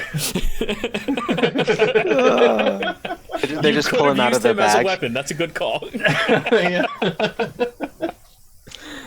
But anyways, you walk down the city streets once again, and you make it further into the rear section of the central promenade that you were in before. Going further down, you notice there are multiple large buildings, not as large or ostentatious as the ones, or allow me to change what I just said, not as large as the ones in Iman, but far more ostentatious, far more well-developed. The shrubbery is very precise, very well crafted. Everything is very meant with a purpose of design and practicality as you are walking through. The hedges line archways, very naturally grown and collected. And as you walk through, you notice most people in this district are nodding, giving her salutes, bows, all of them, eyeing her and, treating her with respect, despite the fact that she is walking through a very noble district and ward, bringing you over to a humble-looking home on the outside. Compared to everything else, it's just barely beautiful. You step into it and you notice the archway is made from a double door where there is currently a guard who steps forward, noticing everybody walking behind her. And as she steps up, the guard begins casting a spell and then looking upon her. And afterwards, he gives her a salute, a bow, and opens the door for each of you to enter in. Can I tell what spell it was? You have detect magic, yeah. I mean, I don't have it prepared. It'd be like 10 minutes, but I mean, No, just you know the offhand. spell. It's detect magic. Ah, He was trying to see if there was a magical effect on her. Very careful guard. Make me that's good guard. first. So, as all of you are walking inside, the guard is evaluating and eyeing each and every single one of you up. He seems to be the same status as the previous one that you found inside of the room, though this one seems to be actively investigating you as you walk by, bringing yourselves inside. And he looks over at Valora, and she looks and goes, "They are my special guests. You all may guard the outside perimeter of this home. None of you, other than yourself, is permitted to step foot onto the foyer." He nods and closes the door. Immediately after that happens, she... "Okay, You have a lovely home. thank you." Prissa takes her shoes off and tries to find somewhere to put them, so, There is a rack for shoes, as well as a separate rack for slippers for anybody who needs to wear them when they walk around here. Well, Lauren will just dust off his feet and Do you have a rack for sabatons? The closet right there. Gestures. There is Dorzin's a got- big, huge, hulking closet that's filled with coats currently, but, it can fit anything else you need in there. And Dorzin's like hovering ever so slightly, I assume, right? Yeah, I have no dirt on my hooves. I'm fine. Just hovercraft doors and moving inside. Anyways, with all of you having a base of operations to better organize yourself here in Singorn before you realize exactly what journey you need to do, she does inform you that she will begin doing some research to see if there's any amount of knowledge or if they can find you a guide to better bring you all through the Stormcrest Mountains as well, or to at least advise you into a better area where you can better, find things that you need. I think this is where we're going to end tonight. So, everybody out there hanging out with us today, I really appreciate it. It was a lot of fun. All of the players, thank you very much for showing up and playing the game with us here tonight. It was a good time. But viewers, thank you for watching. Players, thank you for playing. And I hope you all had a great time. Goodbye.